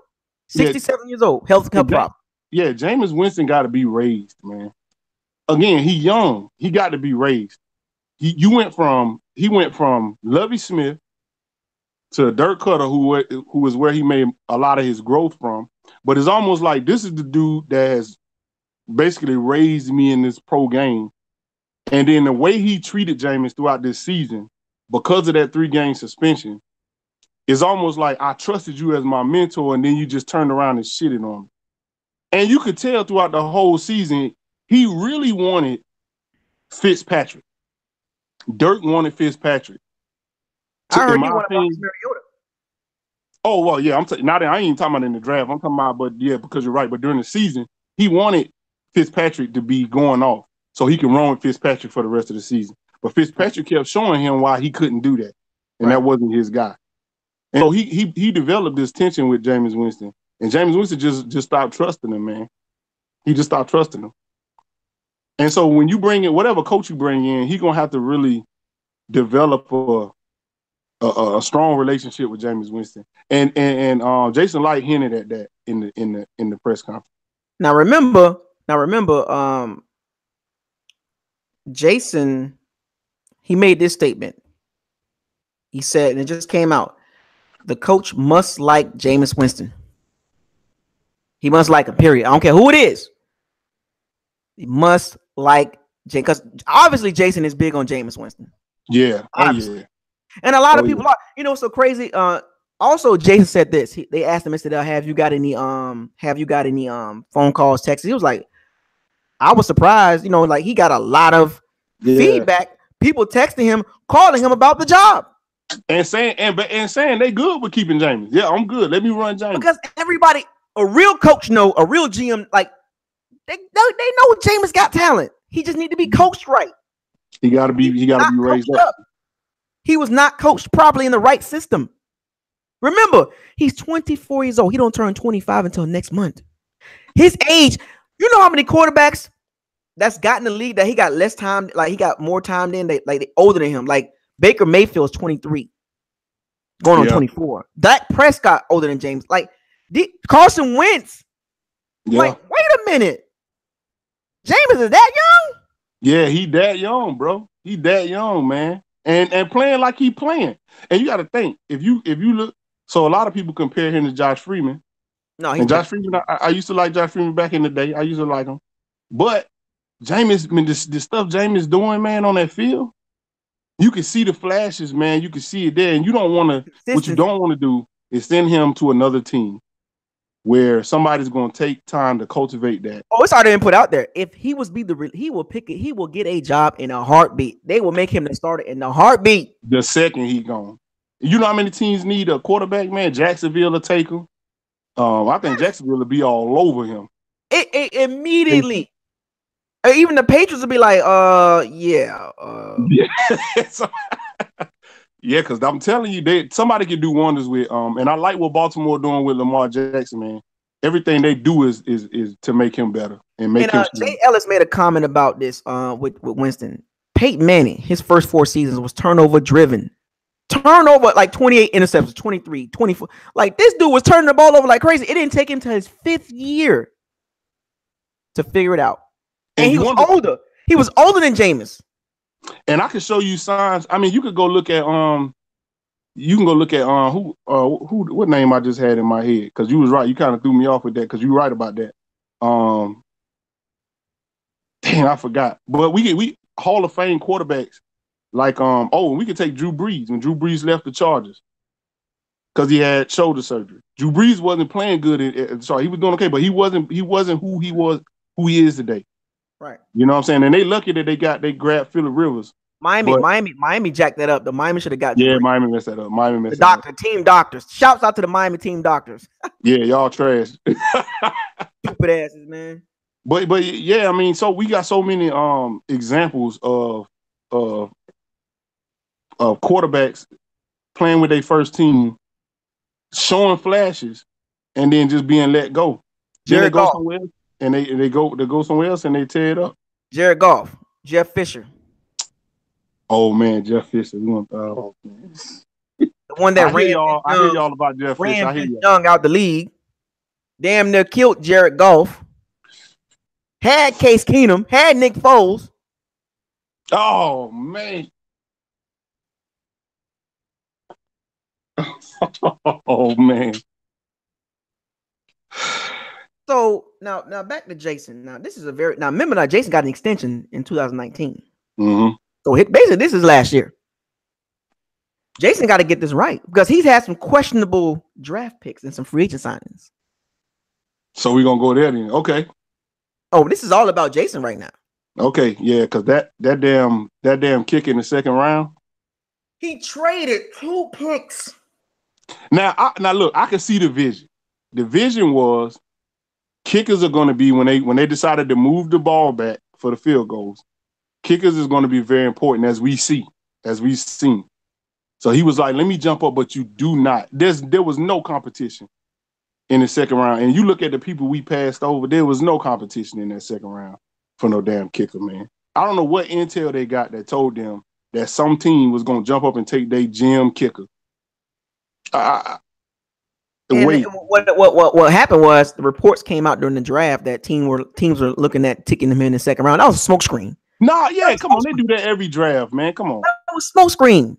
And then failed for it. And then I get the Vita Vea pick. Vita Vea will be our new Jared McCoy, right? I get that pick.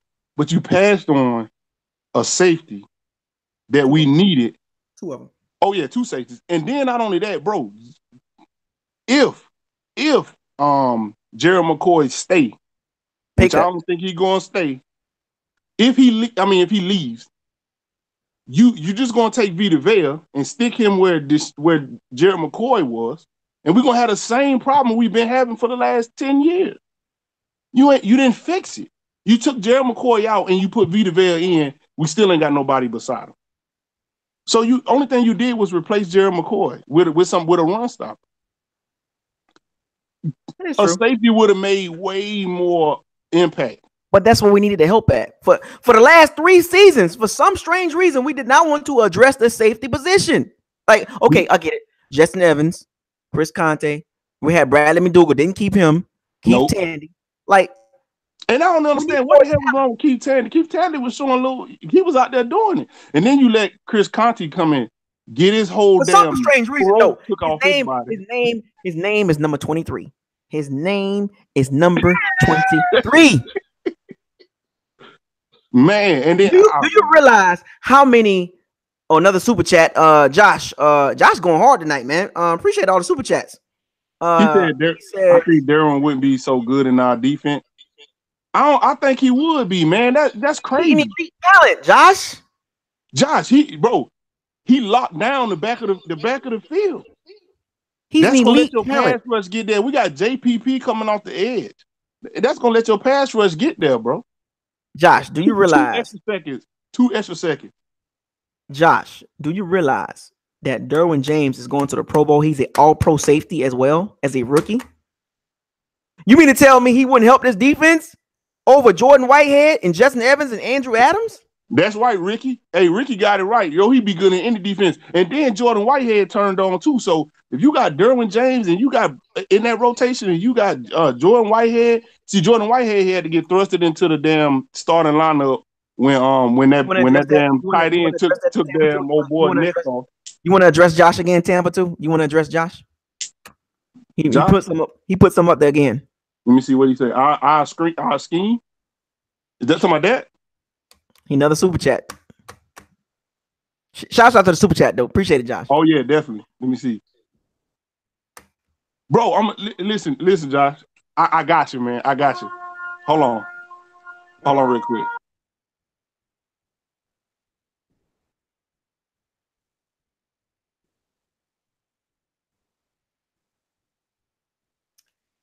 Nocturnal. We know Jordan Whitehead can hit, but I'm gonna take Derwin James over Jordan Whitehead any day. Because if we take Derwin James in the first round, we don't worry about Jordan Whitehead in the fifth round. We might still take him in the fifth round, but Derwin James and Jordan Whitehead, or come on, man, like Derwin James, Derwin James helps the team on the back end big time. UConn, appreciate the super chat. Chris Conte got his soul snatched in the Steelers game. The bus are here. What the bus are comedy. The bus are comedy. Hey, let me tell you something. Who said that? UConn? Yeah. Bro, that was on some Mortal Kombat shit, bro. That was a finishing move. How he did that man like that. That's crazy. That hurt my soul when he did us like that, man. I was like, that's embarrassing, man. That was embarrassing for him and us. Took that man's neck off his body. You know what's so crazy with the Justin Evans pick? If we would have had Bradley McDougal and Keith Tandy, we wouldn't need Justin Evans. Why did they sit on Keith Tandy like that and kept Chris Conte? And they love him. They love him for some reason. He might got some news, man. He got news of Dirk Cutter, man, and the wife. He got to. That's the only damn way they would love him like that. His play didn't make sense for them to love him like that. They fell in love with that man. Let me tell them something about Derwin James. Let me give y'all something. I know some of y'all not Florida State fans, but Derwin James solidified the Chargers secondary. Period. Now they had Casey Hayward and Desmond King, which we could have got Desmond King in the fifth round. Desmond King is a beast from Iowa. And I'm gonna tell you, no matter the defensive scheme you put him in, when you got just like I'm not calling him the next Ed Reed, but what I'm saying is when you got a safety back there that is scary like that and a threat like that, teams gonna think a second before they let the ball go back there like that. Period. No doubt. You got to think about it. It's an all-pro. He's a top 5. Now I know a lot of people ain't big on this with the ratings and stuff, but Derwin James is a top 5 rated safety in the NFL as a rookie in an all-pro. Second team at least. And you mean to tell me he won't help our team in the back end? As a matter of fact, not only Derwin James, we skipped on Minkah Fitzpatrick. What do we need help in the secondary? We still got one of the worst pass defenses in the NFL, despite with Carlton Davis, despite MJ Stewart, which I don't like anymore, despite Jordan Whitehead, despite Vernon Hargreaves, despite Brent Grimes, despite Javion Elliott, Andrew Adams. Which we got later. We got Andrew Adams didn't come to later. But bro, with a safety like that in the back, man, all we need is another 2 seconds. Our pass rushes be there. We just need 2 seconds. The Falcons, Hawks, Braves fan extraordinaire. You're right. Always take the game changer. Exactly. Always take the game changer. That's it. Always, man. Especially in the first round. Man, we could have let Vita Vea could have went to anybody else, man. And it was reports that he would have went to the Redskins or the Chargers or something, which is fine. Because the Chargers needed a defensive tackle. Yeah. The Chargers would have took him. But you always take the game changer in the back end. Earl Thomas level, Eric Berry level. Oh, Keanu Neal. They make them defense. They make them defenses, bro. Cam Chancellor. That's who Derwin James remind me of. He remind me of Cam Chancellor. And you got to think of our division and who we playing. Exactly. Now listen, Carolina, you not worried about nothing deep. Carolina ain't got nobody on their team that's scary like that in their receiving corps. What you got to worry about is Fulio, right? And Michael Thomas. And if I can take the whole top off with one player, boy, we pinning our ears back. You take the game changer in the secondary. You take him. Now, mind you, Vernon Hargreaves, he got hurt. He was doing pretty good. But that's the thing. I don't know what they're going to do with him. Are they going to put him back in the slot? What they going to do? I don't know what they're going to do. A first-round pick playing the slot. That speaks to Jason, though. Let's speak to But Jason. back to Jason. Let's get back to Jason. Let's get back to Jason. Right. So Jason, with Bruce Arians, like he casting the net on a wide coaching search, right? He casting the net using that firm. So the reports, interview. He's done a few interviews already. He says he's not going to make them public, but the reports are coming out, and there are some people in the chat room saying Eric Bieniemy, he's want to interview him. He did. Of course, Bruce Arians reached out and said something about he likes Jameis, yada yada yada. But if you hire Bruce Arians, you better have a successor. You bet to have a successor behind him because of his health problems. So basically, you're hiring 2 head coaches. Yeah, you gotta have somebody in his tree that could take over the team. Now, Freddie Kitchens, the Cleveland Browns OC, is supposedly on the market because of the coaching that the Browns want to hire. Will probably not bring Freddie Kitchens back. They're looking at Mike McCarthy. Now, we're also looking at Mike McCarthy as well, Jim Caldwell. We might be trading for John Harbaugh, which I don't think we should do that. No, I don't think John Harbaugh going to be there. No picks for John Harbaugh. No picks. No, I backed off John Harbaugh a couple weeks ago. Oh, Ravens keeping him anyway. But you got to trade for him to get him though. And they ain't we didn't do that. Appreciate that, Fabo. I think Fabo want our attention. Fabo, what's up, man? Because this is the second time you done did this, and you throwing $1 out there. Appreciate the super chat. What do you want to talk about? You right about that, DJ. No more experiments, man. Yeah, like now, mind you, let's talk now. We have Jim Harbaugh. We're gonna get to Jim Harbaugh. Raheem Morris. We have Raheem Morris, Rex Piano, Lovie Smith, Dirk Cutter. Really? The only coach that was decent was Lovie Smith. But what I'm telling you is they was chasing. So what it was as soon as somebody on our staff, or not even that, as soon as somebody got a hot name, then they jump right on them. And they trying to jump on a hot name. And that's why I'm not a fan of the Mike McCarthy. Because Mike McCarthy he went sour. He went sour in Green Bay. He went sour. But he had his first 2 years, he had Brett Favre, and then you had Aaron Rodgers. You have not proven that you can take a quarterback who ain't a damn Hall of Fame talent and run no team. You ain't proven that. So I don't know why the hell y'all going off the fact that he got wins. You got to go. You know what? Mike McCarthy remind me of a little bit of Dirk Cutter, all offense, but can't figure out the defense. They never really had defense like that with him like that, to be honest, except for their little Super Bowl. Aaron Rodgers won Super Bowl.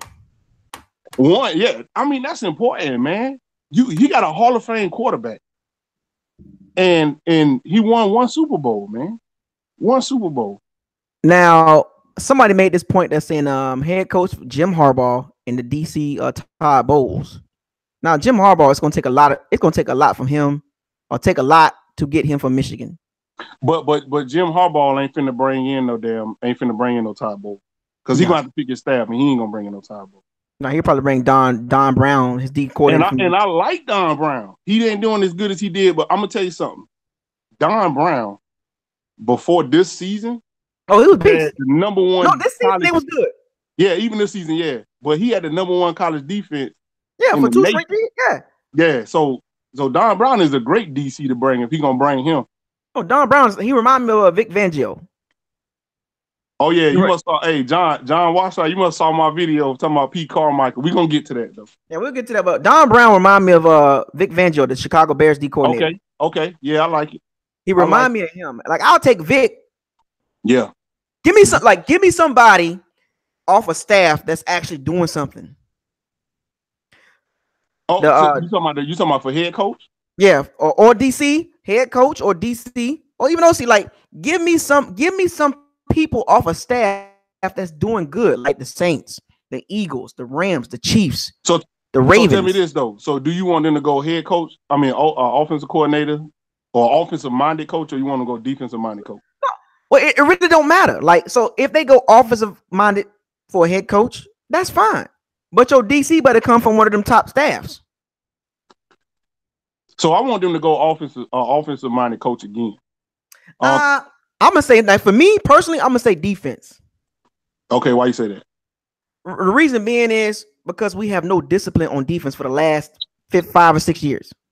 We need, like, our offense is good. We got young talent, Jameis, Jameis, Adam Humphrey, Chris Godwin, Mike Evans, OJ Howard. They're all under 27. But that's my point exactly.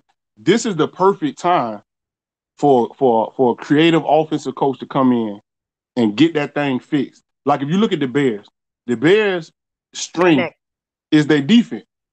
Right. That's their strength right now. That's why they where they at. They got offenses figured out, like you said.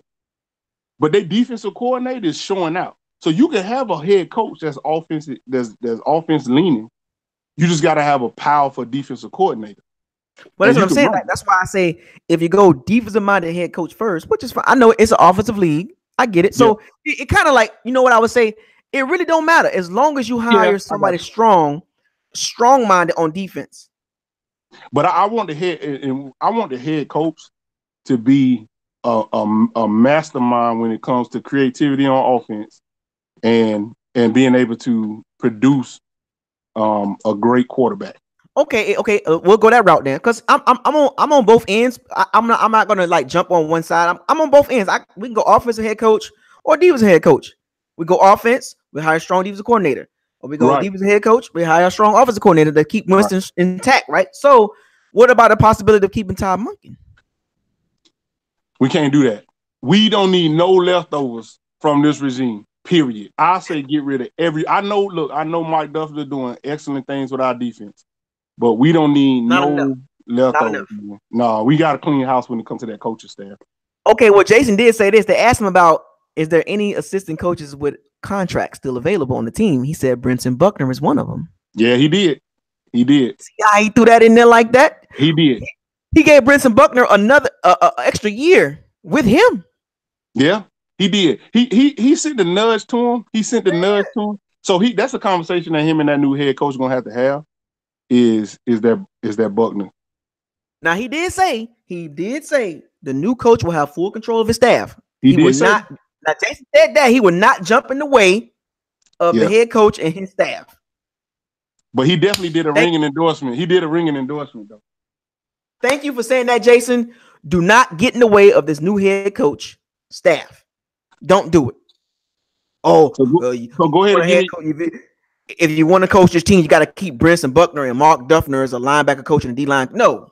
Well, go ahead. So go ahead and give me your head coaching, your top 5.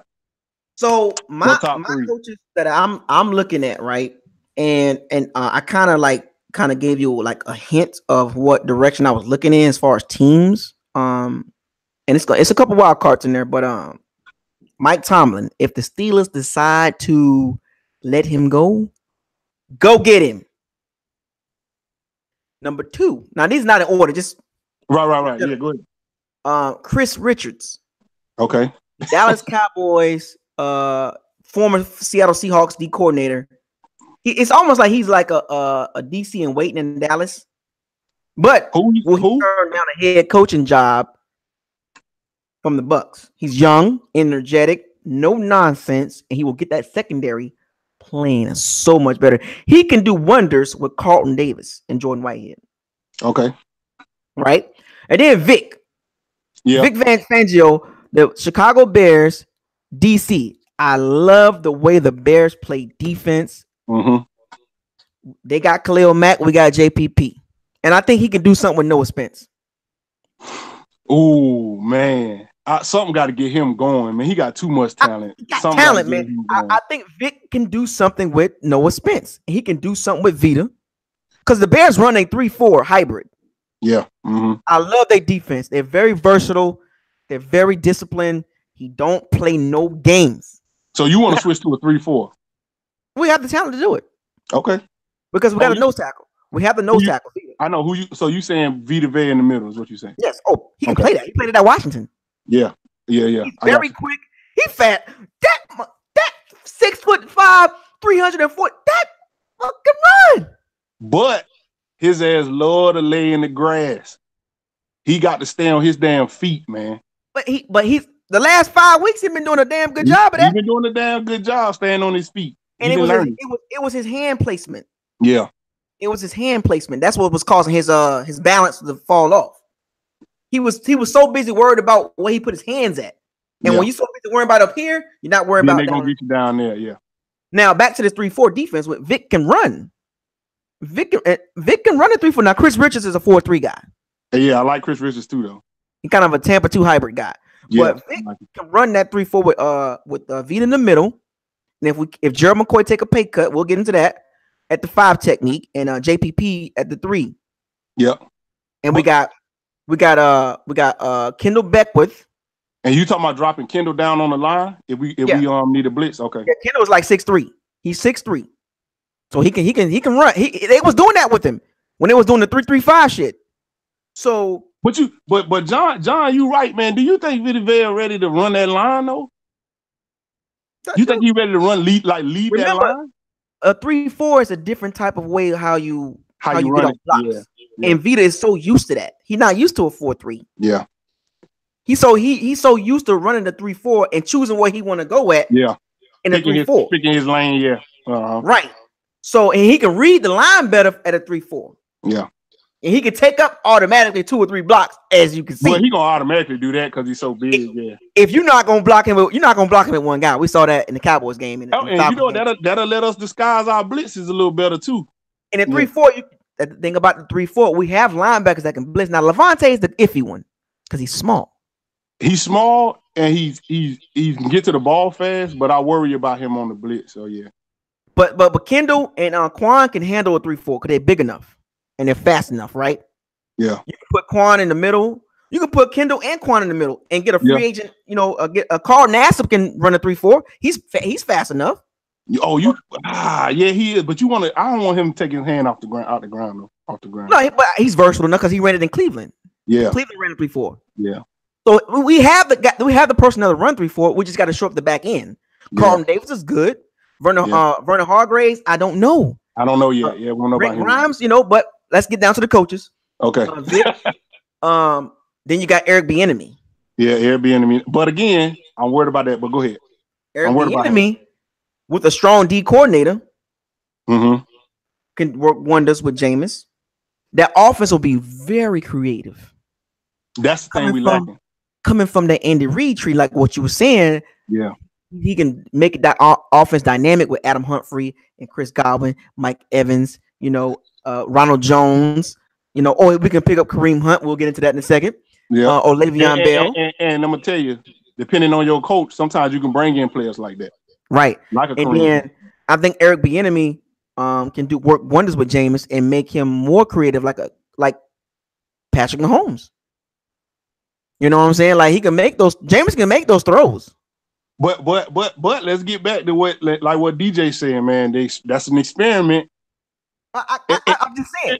All I'm saying, you asked me what my coach who I would like, and I told you from the staffs I like. Yeah. I'm looking at it. I'm not looking at it from. I'm not going to pigeonhole myself with the coaches. You got to cast a wide net. Don't pigeonhole yourself with coaches, right? You have to look at the staffs and what they're doing. If you're gonna look at an individual coach, that's fine.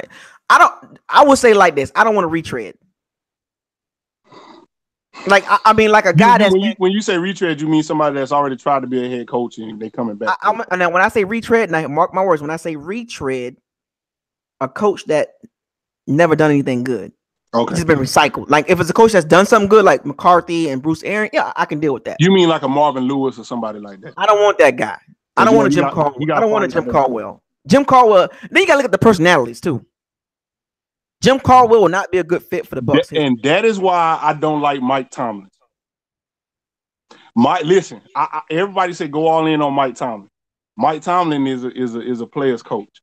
This team already ain't disciplined. Now they don't need a damn drill sergeant like Shiano was, but I worry about Tomlin because I feel like he might be too much of a player's coach, and I worry about that, man. Because right now Tampa, that's the last thing Tampa need is a player's coach. That's the last thing they need. What about Josh McDaniels? I like Josh McDaniels. See, I love Josh, but Denver. But I really feel like Denver kind of got rid of him a little fast. But Josh went back to New England, which was a smart move. Yeah. A very smart move.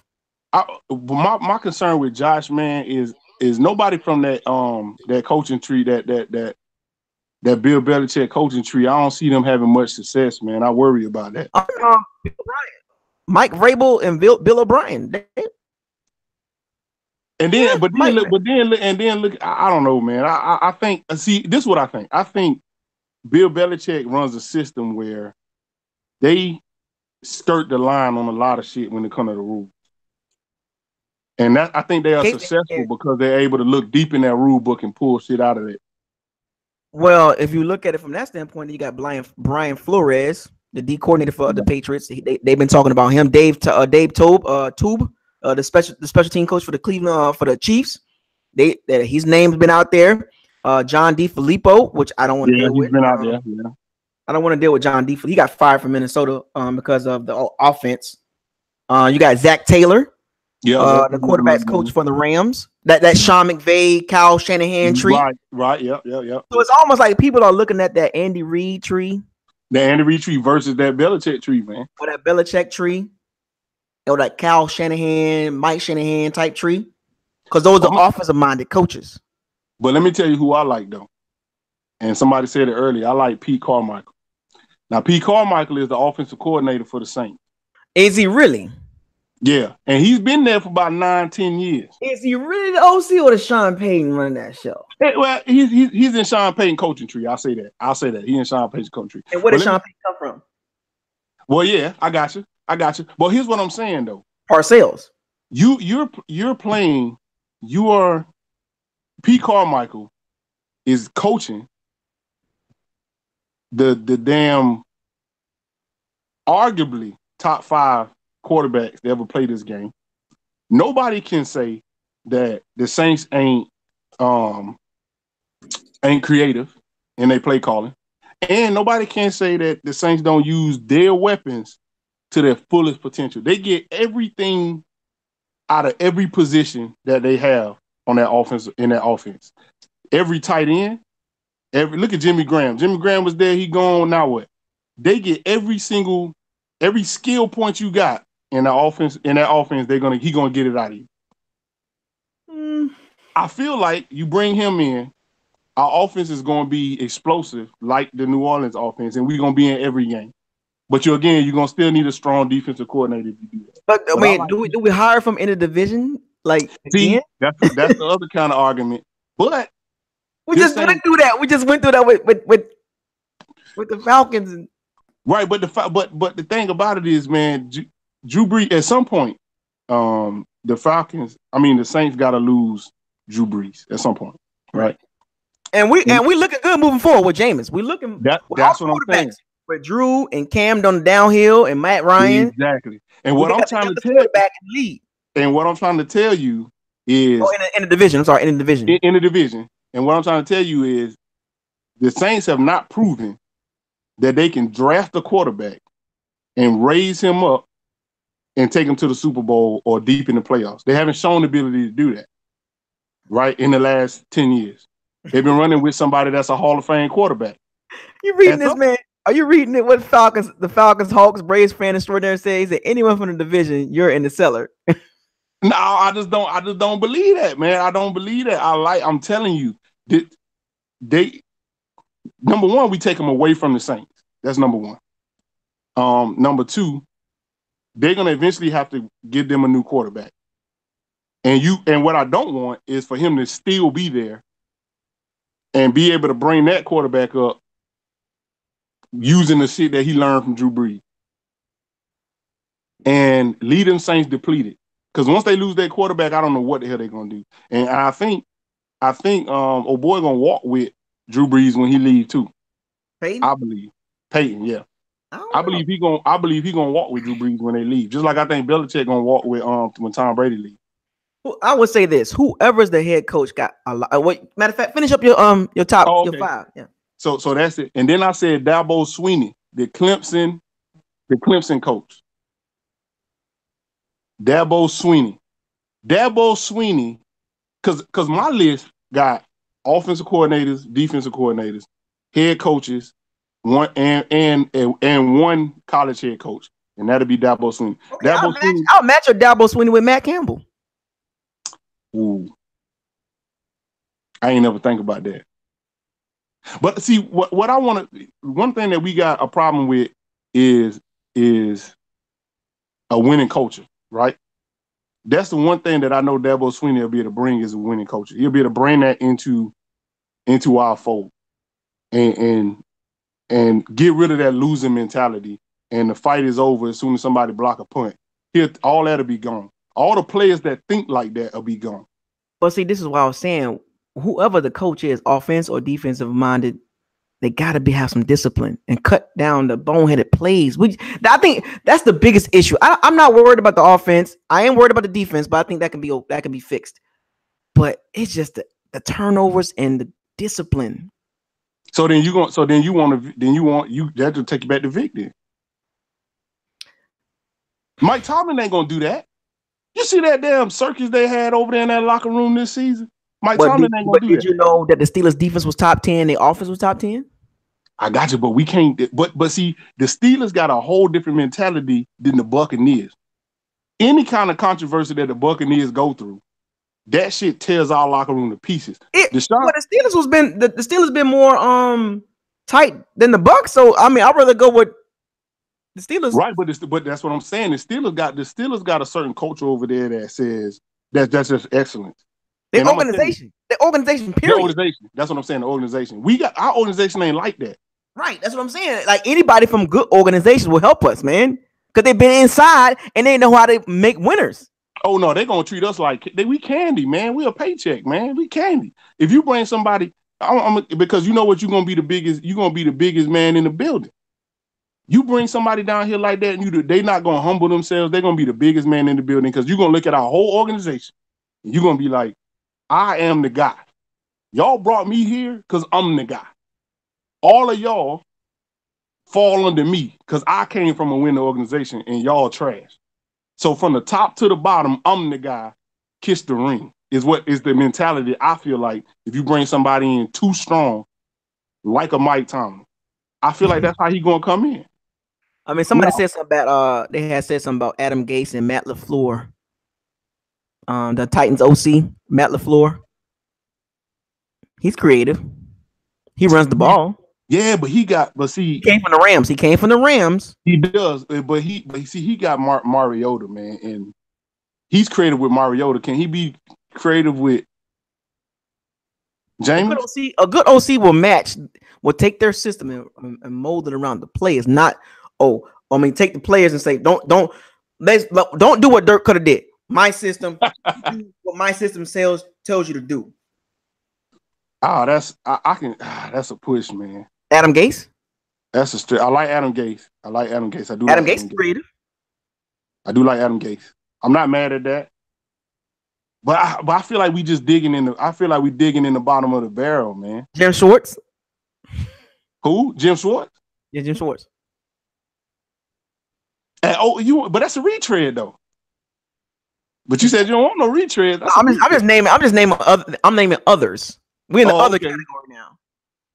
Because I'm good. Look, at the end of the day, the general consensus that I've seen so far is either Mike McCarthy, which I don't agree with, Mike Tomlin, and then Vic Virginia or whatever, the defensive coordinator for the Bears. Those are the top three that I've seen. And out of them top three, if you want to go with a high-powered name that ain't proving nothing, then you're going to go with Mike McCarthy. To me, he ain't proving nothing because you had a Hall of Fame quarterback. And you only won one Super Bowl with him. Well, I would say this then. As far as your college coach, Dabo Swinney is not leaving Clemson for the Bucs. I don't know. See, I don't know. They got to talk to him, man. Because he got a powerhouse in Cleveland. In Clemson. He does. But that's where he going to make his money. Now, I will tell you, the college coach pay and benefits is comparable to NFL coaches. So it ain't a money thing. He's think the top five highest paid college coach in the NCAA. So why? I think it's an opportunity there. I think it's an opportunity with a team that's ready to go, ready to fire. And I think he will be. I think he instill that culture. But long term, that's where I worry about him. Long term, with the Vic, I worry about Yeah, that defense look crazy top 4 right now because they top 4 in every category. But you also did add Khalil Mack, who's a dominant player. Well, we got JPP. But JPP don't play. Can't back up and play no damn linebacker neither. You know what I'm saying? And you chip JPP, you be good. And we ain't got no rush coming from no other direction. That's why Noah Spence. I don't know what we're gonna do with Noah Spence, man. I don't know. Either he gonna turn on this year or that's it. They said something about him redshirting this year to get used to the weight and all that stuff like that. He came back all cut up, ready to go, and the boy ain't getting hurt all the time. Soft as baby Dookie. So I'm gonna go with my thing. When I look at the whole thing, the only proven person, at least on my list, the only proven person that could show me what I need to see, and I can prove that he is he could be successful is Pete Carmichael. And so I'm hoping for Pete Carmichael. Oh, okay. I mean, the search is wide. It's wide. It's wide. And you don't hear nobody talking about Pete Carmichael. He's been talked about. He's been interviewed a couple times. He get interviewed every year. But I'm saying I'm talking about nobody, like they tying up McCarthy to us. They tying, and then Chris Richard got some teams tied to him. The Broncos gonna be needing somebody, so the Broncos job is open now. Right. The Jets job is open now. Miami. It's a lot of jobs out there. It's like eight jobs open right now. 8 jobs. I'm looking at it right now. 8 jobs open. But McCarthy would probably benefit from being in a. He's gonna have to go to a system where they got a quarterback already ready to go. Right. So he ain't going to Denver. He might go to the Jets because they got Sam Darnold, but I don't know. I just hope that we get somebody from a good staff and a good organization. And you don't want to dip down in the college ranks to pull that, if it ain't that hardball. No, I just think there's too many more qualified minds, coordinators, or head coaching possibilities in the NFL first. We got to exhaust every inch of this search. We got to get this right, bro. We have a young core. We got to get this right. Jason has to get this right. Listen to that damn firm. Yeah. If they tell you this is the guy, don't play around. If it's Bieniemy, if it's Vic, Chris Richards, if they tell you, yeah, based on our research, and they compile this information from these coaches, they've been doing this for years. So they know about every coach, his family, his background, his childhood. They can tell you, yeah, he's the one. Well, and he did say, he said they wasn't going to pick him, obviously, but they are going to make the suggestion. They're going to compile the list. They're going to give him the list. Right. They're going to rank the list. But you got to also worry about who wants to come here too. So it's more than Jason made that clear. He said, if you come here, you got to like Jameis. You got to want Tampa. You got to love Tampa. You got to want to be. Now, Bruce Arians loves Jameis. So I see why people keep saying that. But I just can't go with it. Scenario happening, Bruce Arians and Freddie Kitchens. Mm-hmm. The Tampa Bay Cardinals. Yeah, we just went through this. But we just went through this with Atlanta, man. With the Falcons. Yeah, with the Falcons. That's why I say, nah, man. I just don't want to. I don't want no ties to that. That taking somebody else coaches and then bringing them over here. We tried that already.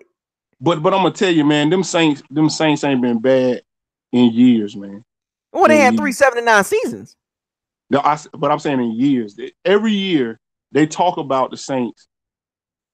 The Saints is brought up every year when it comes to the deep in the playoffs. 3 7-9 seasons in a row. Coaches get fired for that. 3 in a row. But they fixed that with their drafts. Voila. And we missed on the 2016 draft. We missed every draft. I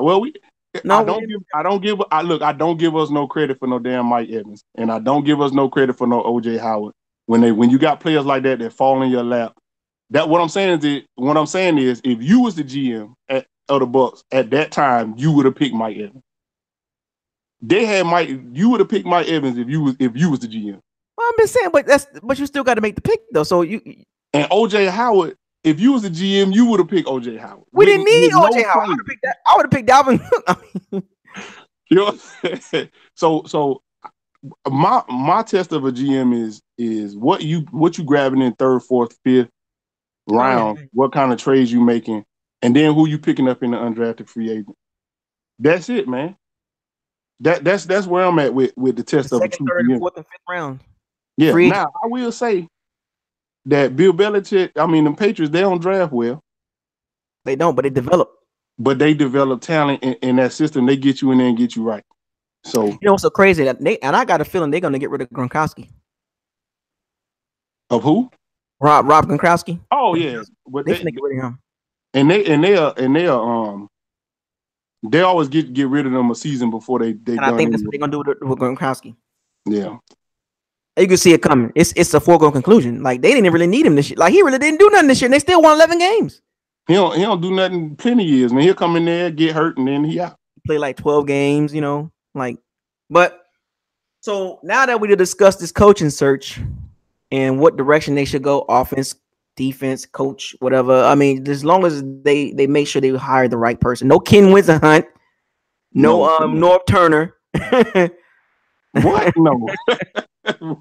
No Rex Ryan, no Rob Ryan. Look, stop with this Rex Ryan. Y'all kill me with that. Stop, man. Y'all reliving the damn glory years. Don't no. Stop. And I saw somebody say Bill Cowell and all that. Stop. I don't want to be the Tampa Bay Cardinals. Nope. Bruce Arians, you can keep him. Now let's switch gears.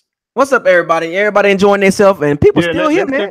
Let's check on the chat, man. Let's check on the chat. What's going on with the chat, man? People still here, man. 130, 129 viewers. They still here. Let's see what y'all got down there in the chat, man. Yeah, we here. We live on New Year's Eve on Bucos Locker and Tampa 2. Yes, sir. Chatting up with y'all, man. You know, giving y'all some last day of the year Bucs talk. Shout out to you, True Bucs fan. Appreciate that, man. Oh yeah, what's up, True Bucs fan? You've been on here a few times, man. Yeah, appreciate you, man. Appreciate you. He said we his two favorite channels. That's what's up. Yes, sir. I appreciate it, man. You know, appreciate the support, man.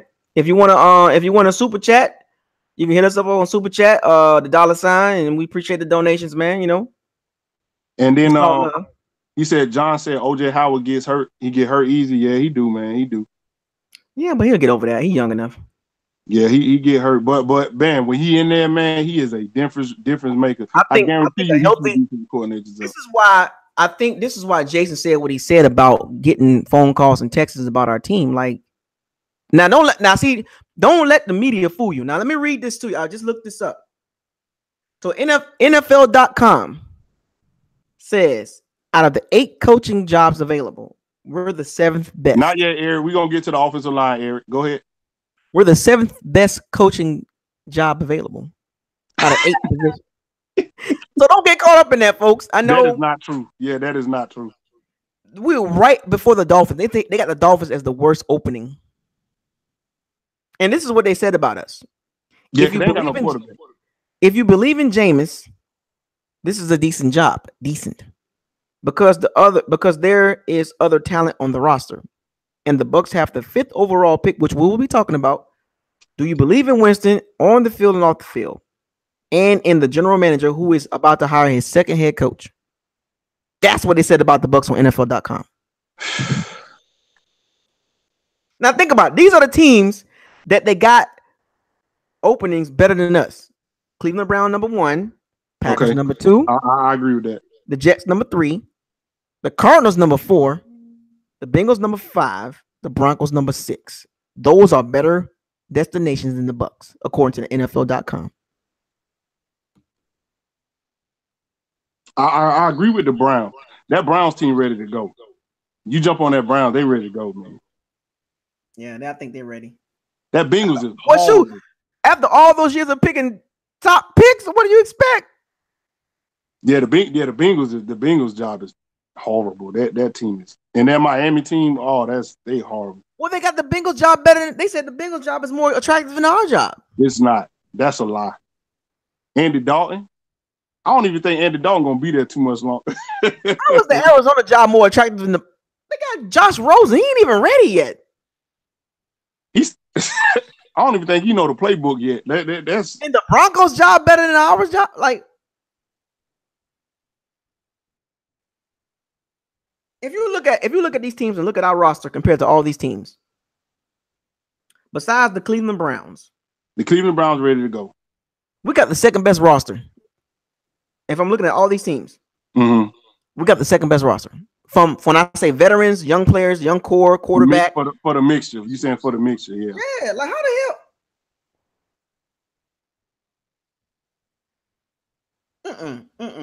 hell? I don't agree with this list.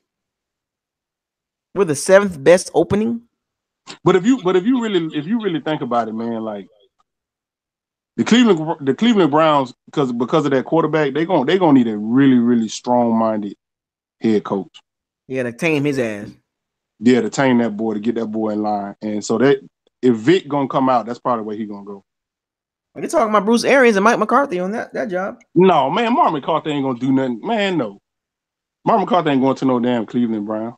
Now they'll take Bruce Arians because they the Browns. They'll do that.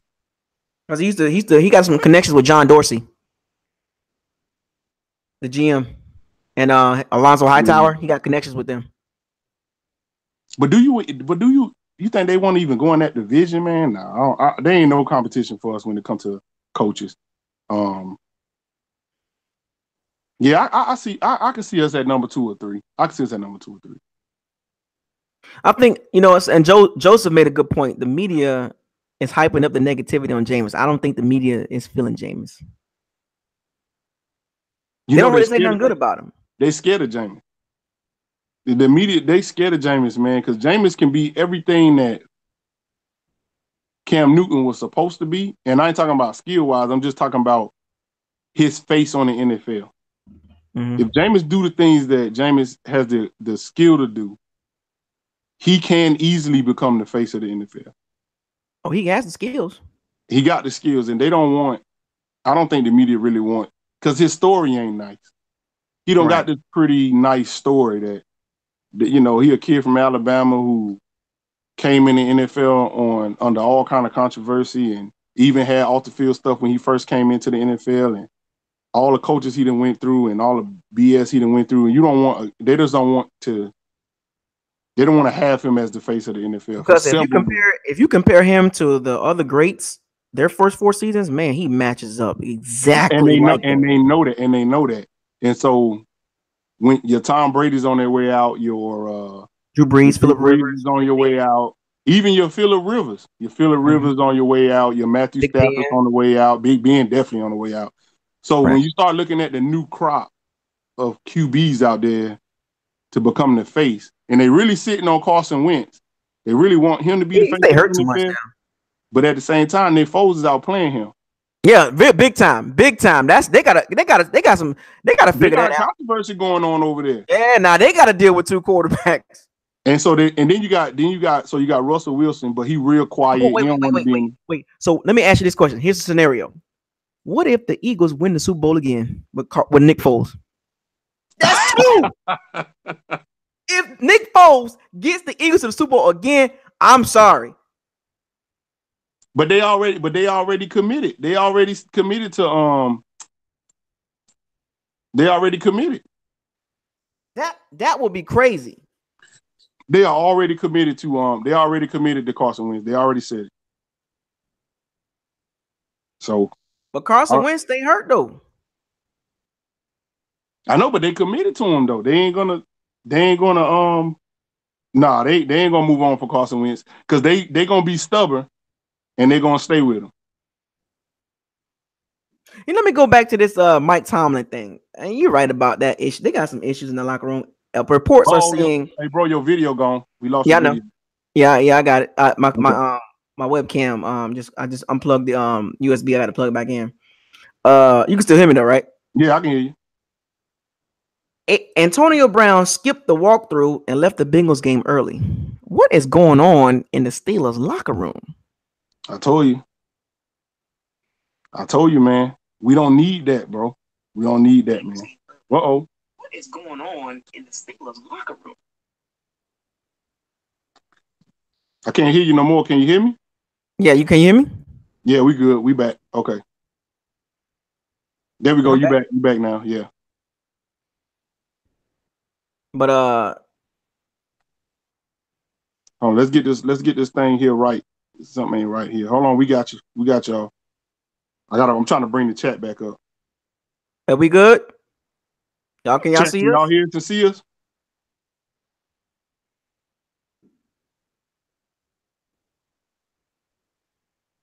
Hey, okay, are we back? Can y'all see us? But yeah, What they say we good? yeah, we good. Okay. But Okay, there we go. All right, we back up now. We straight. Go ahead. so yeah, that situation. Okay, we got a super chat. You want to read that one? Yeah. Okay, super chat. This is from Ron Allen. Appreciate that, Ron. Shout out to you. If the Bucs get this coach right and team gets in order, Jameis is going to be the NFL MVP.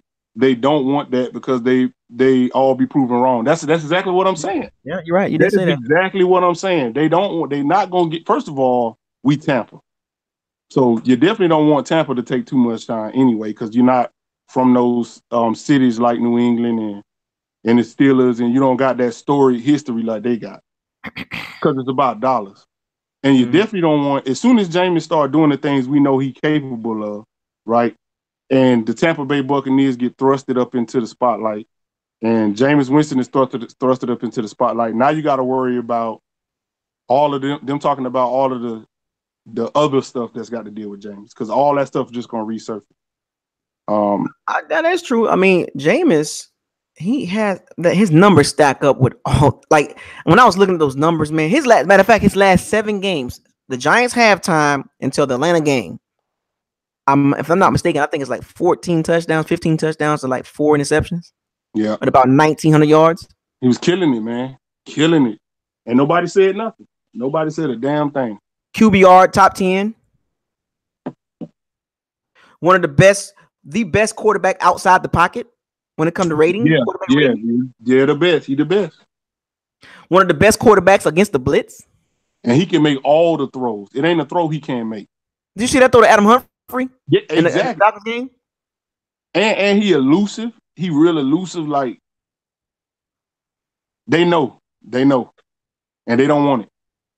And so that's what they got some talent, bro. Like he just got to put it. If we can get the coach to put it all together, it is gonna be on and popping for the next 10 years. Yeah, definitely appreciate that super chat, man. Definitely, because that's a good point, bro. Good point. Because man, that dude, he got it. He got all the tools, man. He just gotta. Peyton Manning went through the same situation. Andrew Luck went through this. Andrew Luck. I mean, let me rephrase that. He didn't go through what James going like as far as off the field. I'm talking about on the field. Andrew Luck was turning the ball over left and right. And don't forget, Jameis had a shoulder injury last year. Sure did. Don't forget that. He had a shoulder injury last year, and he bounced back from that. Jameis, he did this last season, the last like 6 games. The exact same thing. But then this offseason, this is why everybody was like, oh, the Bucs is a dark horse. Because if Jameis wouldn't have got suspended.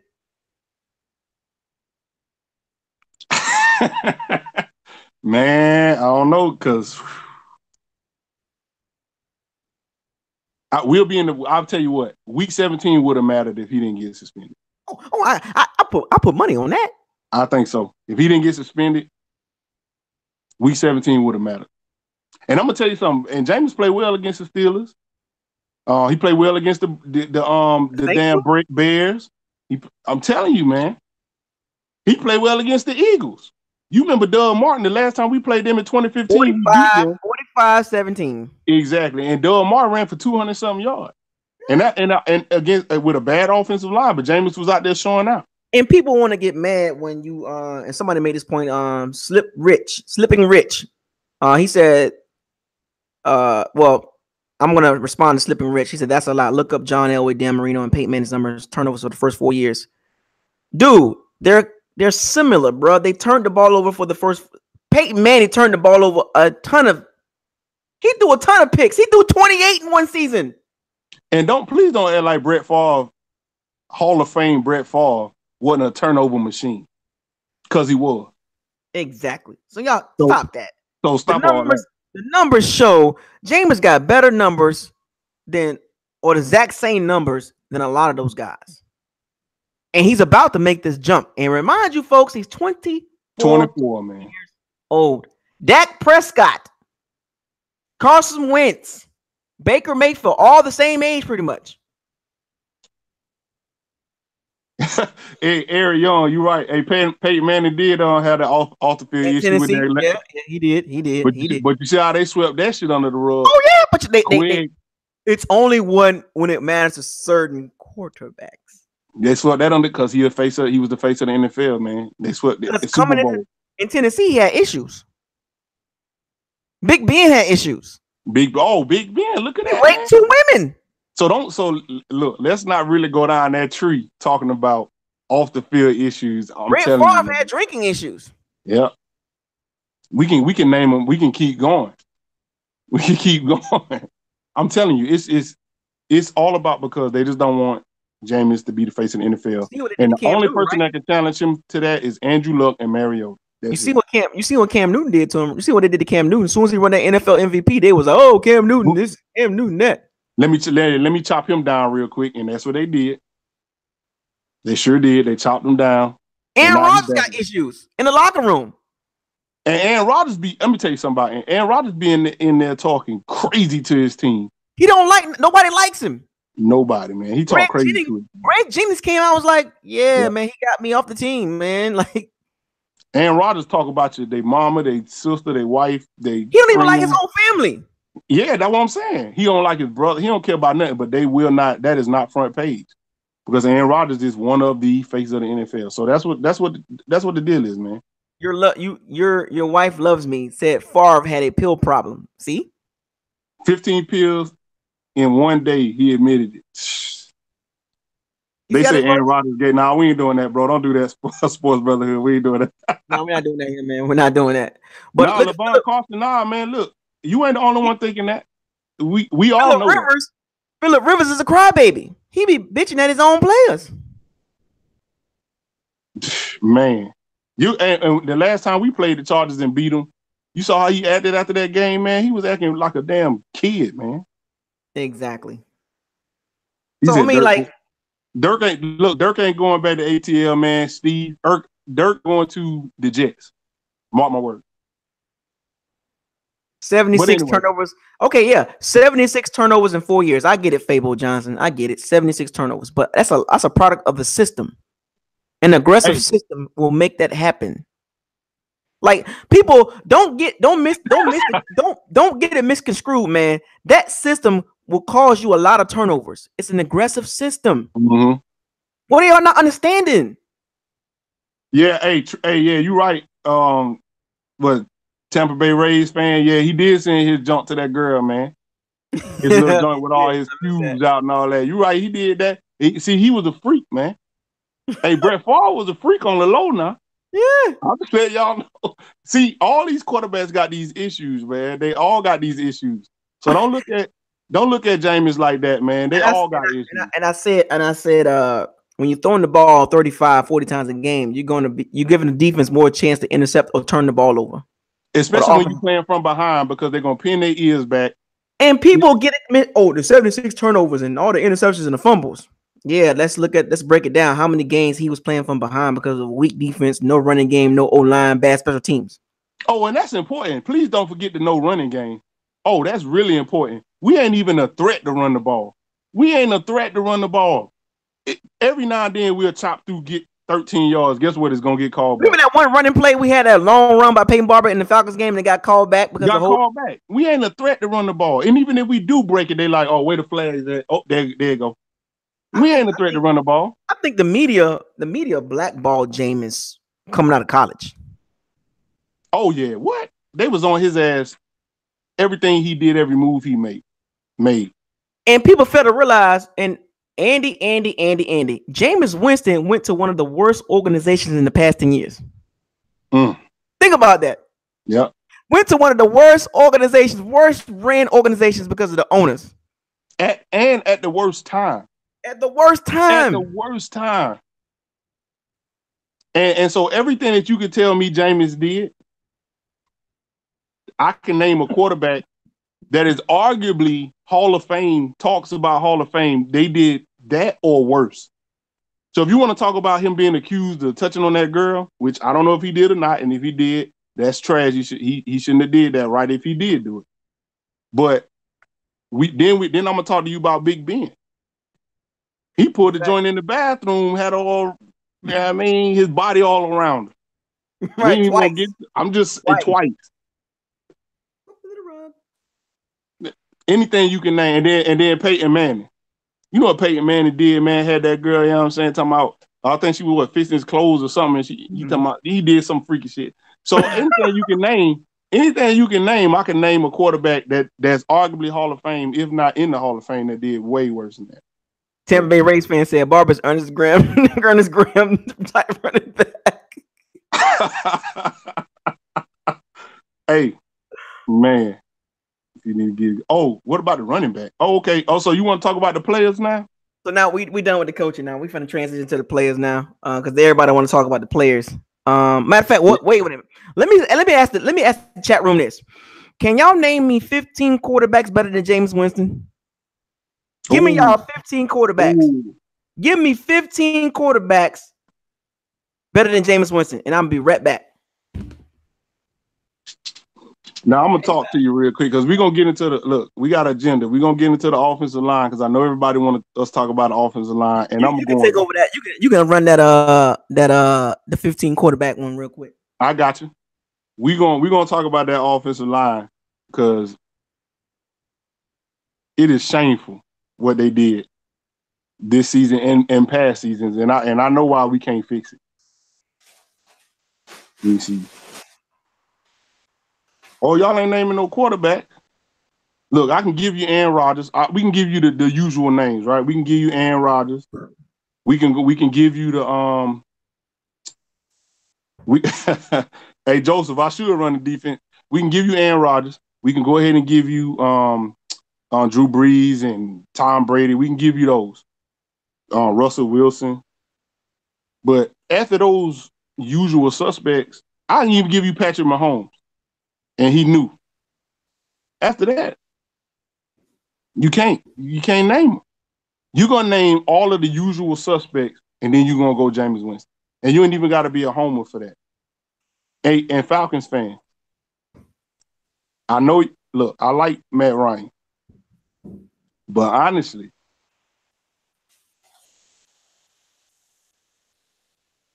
I'm about to say it too. Would I'll take Jameis over Matt Ryan going forward. Going forward. I'll take Matt Ryan over Cam Newton going forward. And you're right. Hey, Lightning Films, you said put Jameis in McVay's scheme? Yeah, exactly. He said don't do it. Hey, I'm saying going forward now. Because Matt Ryan ain't on the upswing of his career. He's on the downslope of his career. And there's a lot of systems out there you can put Jameis in where he'll thrive, man. I even like the system they got Mariota in. Big Ben had a DUI and a motorcycle accident. Oh, man. Yeah, we're going to talk about the O-line, Joan. We're going to talk about the O-line because you're right. You could look at Andrew Luck. Andrew Luck, when he first came in the league, that's why he got injured and tore up like that, because he couldn't be Luck. He couldn't be Andrew Luck, which is what you're seeing today, because that O-line was just horrible. He said Matt Ryan isn't a winner and never will be. I can agree with that. Mariota dinks and dunks. He has a run game in the defense. Hey, guess what? Bring that system here then. I don't mind dinking and dunking. Tom Brady got his rings off dinking and dunking. Yeah, I got Russ on that list. The Colts are fire right now. They heating up. Hey, the Colts gonna be a problem. The Colts gonna be a problem going forward.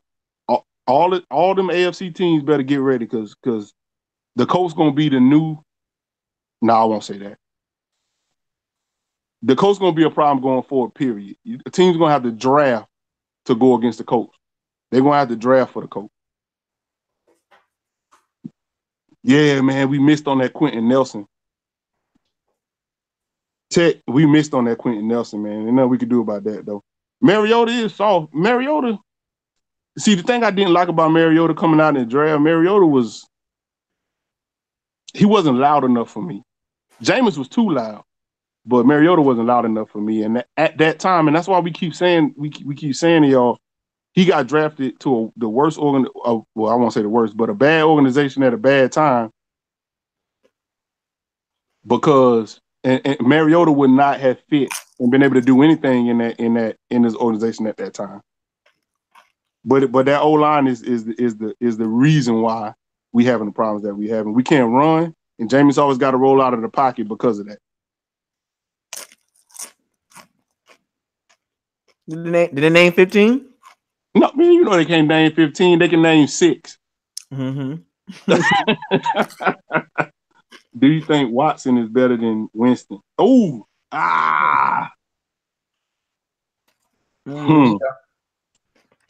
See, for me to answer that, I got to say, if you bring Deshaun Watson to our system today, will he be able to do anything behind center? Answer it like this, like right now, like don't worry about bringing him here. But I'm just good like, with 12, Steven. I'm good with 12. Go ahead. I would say Deshaun Watson. I would take Deshaun like right now, based on you take Deshaun, like because you have to factor. Yeah, you have to factor in the turnover. Yeah, I get it. But he has a better coach. He said, "Who wants a turnover machine?" Hey, look, man. I hear you, man. I hear you. But he take a lot of chances, a lot of risks. But he calming that down. No, he calming that down. Look, you can't. The turnovers that he didn't threw, I think, are behind him. And when I say that, I mean going forward, I don't think he's going to be turning the ball over as much as he's been turning it over. Yeah, you're right. That's a lot of turnovers in 4 years, but that, like I said, is behind him. If you can't see Jameis' game evolving, then you blind, man. His game is evolving with no O-line. He doing everything he doing with no O-line. His game is evolving. Fabo, you got to factor in that O-line, that passing scheme, man. Hey, Billy, I said going forward now, I took Jameis over Matt. Now, I'm not saying if I had to draft one of them today and they was both coming out in the draft this year, I would have drafted Matt over Jameis. But I'm saying as of today, going forward, I would take my guy over your guy. So what quarterbacks are better than Jameis? Or what quarterbacks Jameis is better than right now? And you could just go through we could go through the teams. You can just go through the conferences. I want to say he's better than half of the quarterbacks right now. Would y'all grab Coleman, Ingram, or Hunt? I'll take Ingram out of that group. I like Hunt too, don't get me wrong. I like Hunt. I love Hunt.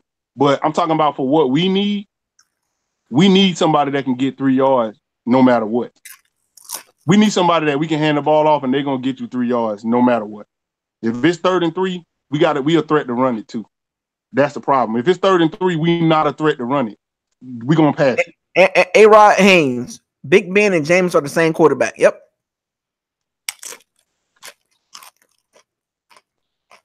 He said, fix our O-line and the running game will improve. Yeah. So let's go ahead and talk about that O-line, man. Let's go ahead and talk about that O-line. Okay. Because I know they've been waiting on this.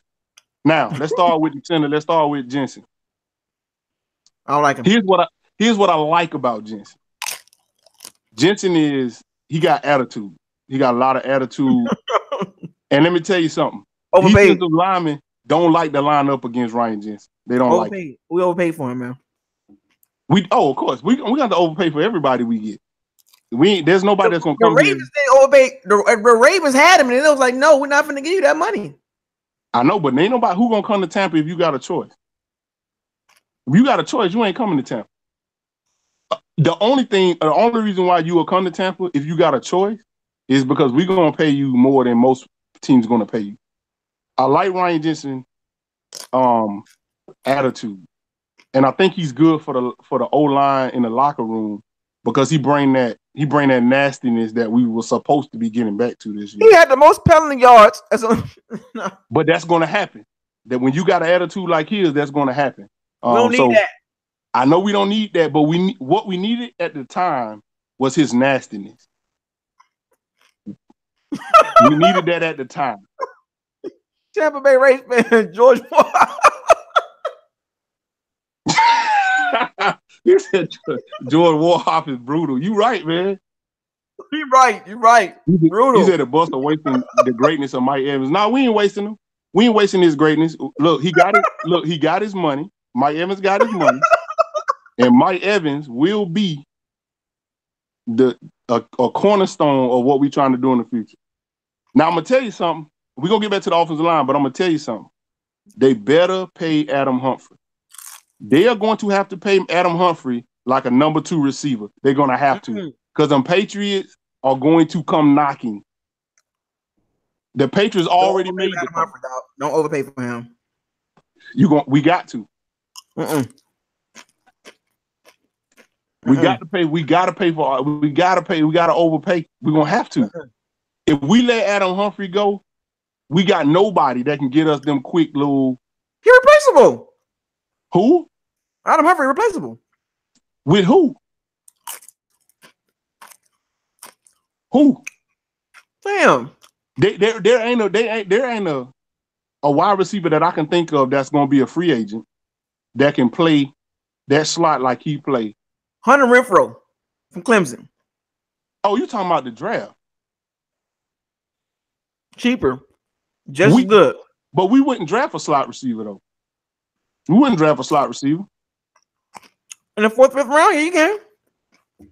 And if he anything like Adam Humphries, he is not going to last no 6th round. And in the 6th round, you know, we like to go. We'll go wide receiver in the 6th round. We'll go wide receiver in the 6th round. That's what I'm saying. Like you don't want to tie a lot of money into players, man, like that. Well, but that's what I'm saying. The salary cap is going to continue to go up every year. I think it's at 169 million. We'll get to that. Let's get back to the O-line. Yeah. Okay, we're going off topic. Okay, so that's Ryan Jensen. What you think about Ryan Jensen? I don't like him. Overpaid. If it would have been a better deal, I'd have been cool with that. So you don't like him because of the penalty? Penalties and overpaid. I mean, penalties. This man done had drive killing penalties. Well, that's our whole team. If we being honest, that's our team makeup. Arguing with the quarterback. Yeah. I don't need that.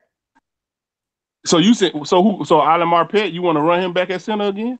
No, I'm saying like if we're gonna keep Ryan Jensen, you're gonna restructure that contract for him. Like, and they may do that. They may do that based on cut some of that fat off.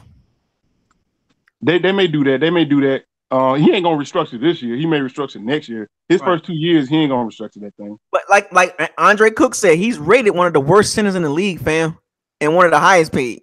Right, but that's what I'm trying to tell you, bro. If your man to your left and right, if every time we snap the ball, I got to worry about if you're gonna be able to block your man. You got Caleb Benenoch on that line with you, Donovan Smith. Man. Oh, I see. You know what? Look. 2 things. Techwick Sneaks, he said, but one thing you got to give Jason Light credit for is the way he structured those deals. Team friendly. I will give Jason the credit on that. Yeah, but Mark Dominic too. He had a reputation for structuring those team friendly deals too. And then Jonah Milinick, he said, "This is why the Bucs chose Justin Watson." Oh, see. They did their due diligence. You can't overpay Adam. You can't pay that man $30-40 million. You better take this 3-year deal for $20 million. You're gonna take. I gotta look into that because you might be right. Who said that? Milinick. Yeah, you might be right, man. You might be right. I gotta look into that. You don't pay.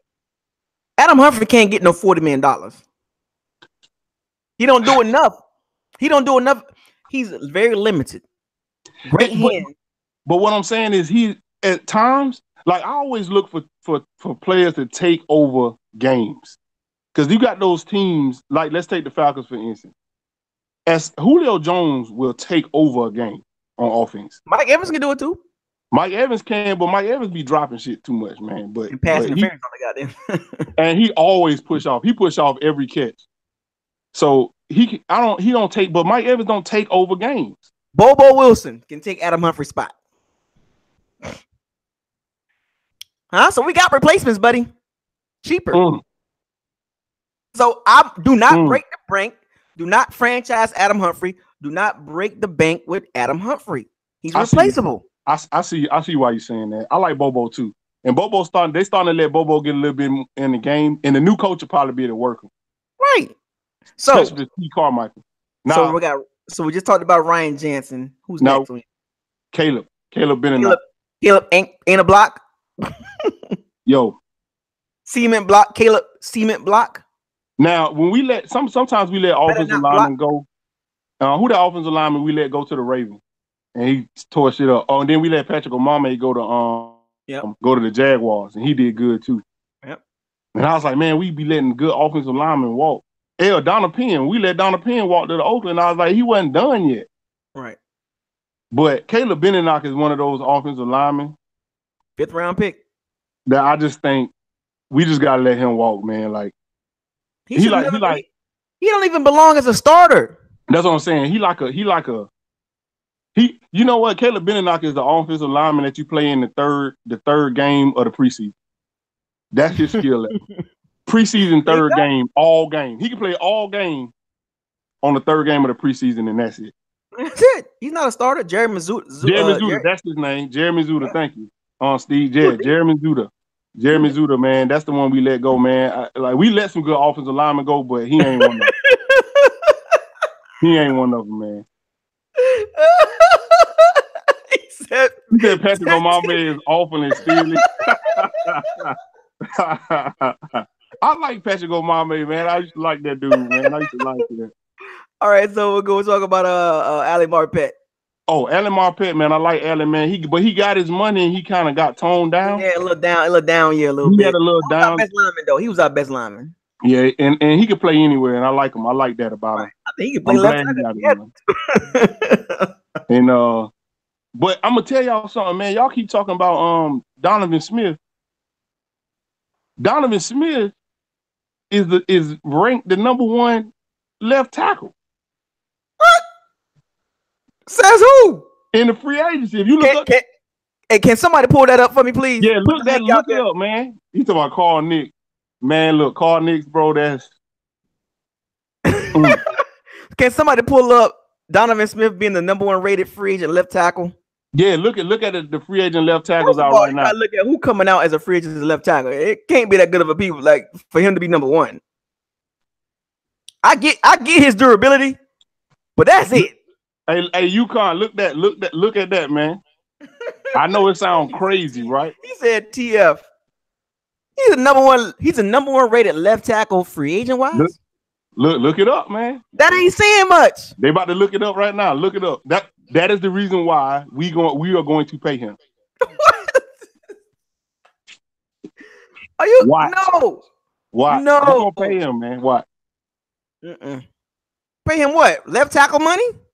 No. Oh no, he ain't making no full left tackle money. But he gonna command some money in the free agency. I'm telling you. Smith must be the only damn left tackle in free agency. I'm trying to check. Somebody looking it up right now. Oh, Ryan Khalil. Yeah, you got Ryan Khalil. he can't be #1, bro. Like that class must be bad for him to be #1, bro. You saying move Donovan Smith to guard? Yes. He'll be a hell of a guard because his feet slow. He got cement blocks. You know, guards got slow feet. See, he said the left. Yeah, they said the left tackle class is horrible. Yeah, I know, man. Yeah, I told you it had to be horrible for him to be #1. And so that's what I'm telling you. They looking it up right now, man. I'm telling you, bro. That man, we gonna pay him because of that. He got the best 3-second block in the NFL. Oh yeah. The first 3 seconds, boy, you ain't moving him. He on your ass. Three Mississippi. You look, It's you over. got enough time with Donovan Smith. You got enough time for a three-step drop That's it. or a shotgun, and that's it. He said with shotgun. That's you. If you run a shotgun with Donovan Smith, you're gonna be straight for about 5 seconds. It's crazy. Donovan Smith is a right tackle or a guard. Period. That experiment is over. And only a right tackle because the quarterback can see the rush coming. Yes, they can see. He can see. Like, oh, okay, I got it. Okay, boom. But I'm telling you now. I will say this: the teams will put their best defensive pass rusher on the right side. That's fine. Which is gonna be your left tackle. So I got that. He gonna have the most. And you get chipped every time. You're gonna get chipped every time. So I got you on that. But at the same time, every time Jameis Winston roll out, he rolling out to his right. But he can see the rush though. I know he can see the rush, but he feel the rush from the backside. That's why you move. That's why you draft Greg Little or Jonathan Williams or Michael Reisner from Kansas State, and you put them on the left side. Jonathan Williams from Alabama didn't give up a sack in the SEC the whole season. Now, that's crazy. SEC D lineman didn't give up a slack. Didn't give up a sack. Jonathan Williams didn't give up a sack. Hey, Jax, I hear you, Jax. I hear you. You said don't smoke is bad for your health. I know, man. I got stress problems, man. I'll be stressed out. Move Donovan Smith to the right guard or right tackle. Draft Greg Little or Jonathan Williams or Michael Reisner or Mitch Hyatt. There's left tackles in this draft. Hey, look, I don't like him at right tackle neither, but you can slide him in there where you had Caleb at. I'll be good with that. The reason why I think he'll make a better guard than right tackle because he's durable.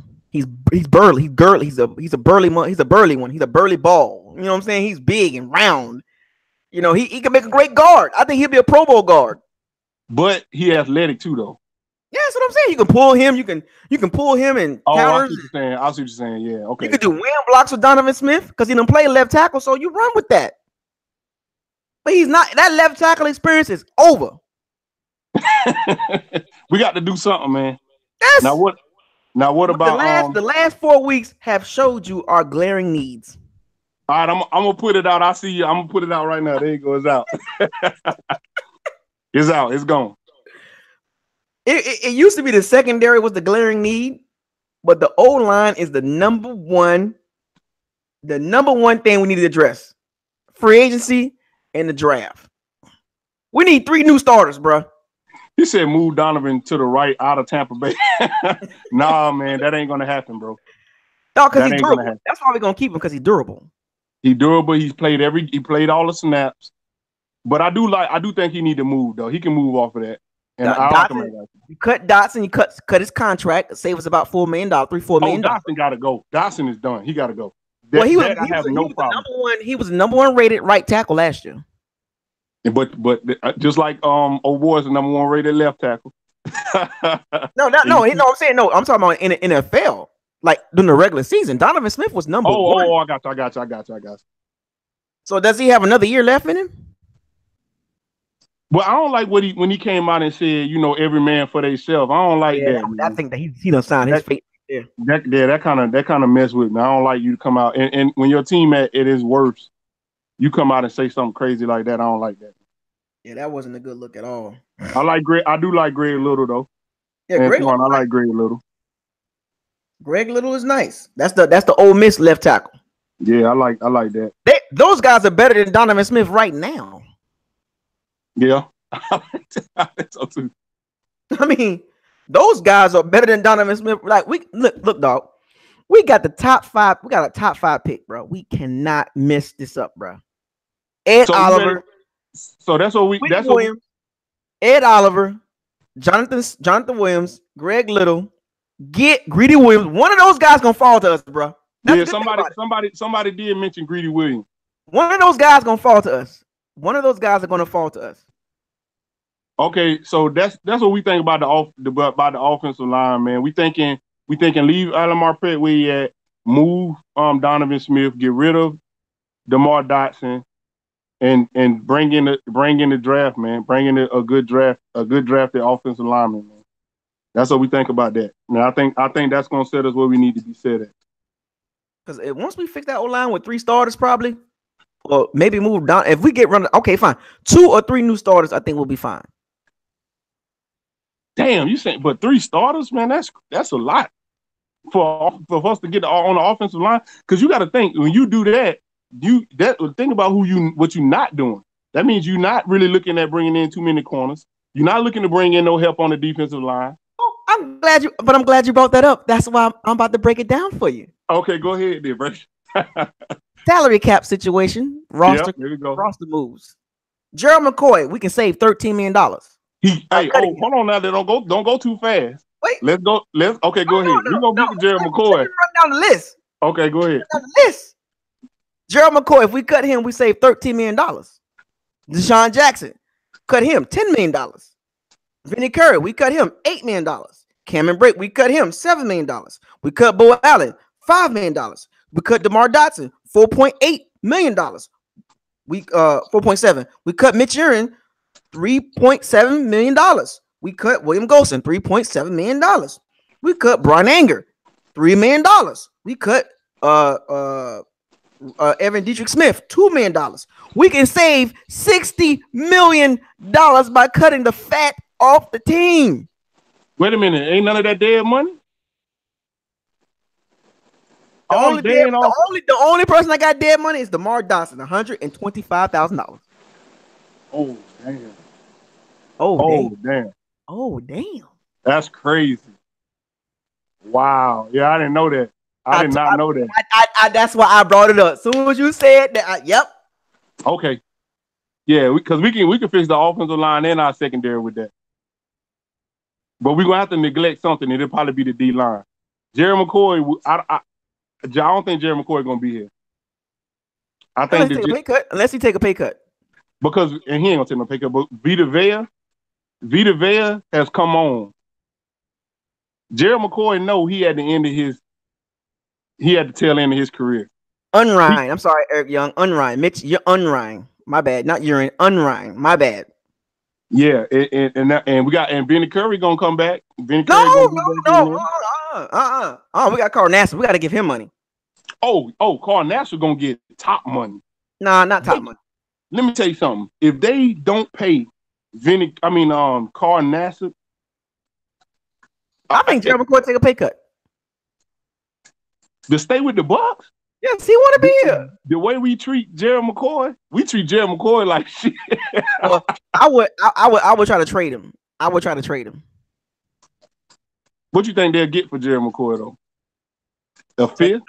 Second, third round. Oh no, he ain't getting no second round. No, because you can draft. He's 30 years old. He's still in his prime. But you can draft a defensive tackle that can give you what Jerry McCoy give you, or somewhat what Jerry McCoy give you with a second and third round. That's brand new. He made his money. He should take a pay cut. He done made his money. Vita Vea in the chat. I wish Vita Vea was in the chat. I tell Vita Vea, stay your ass off the ground with your big ass. You Samoan. Vita Vea, your ass is Samoan.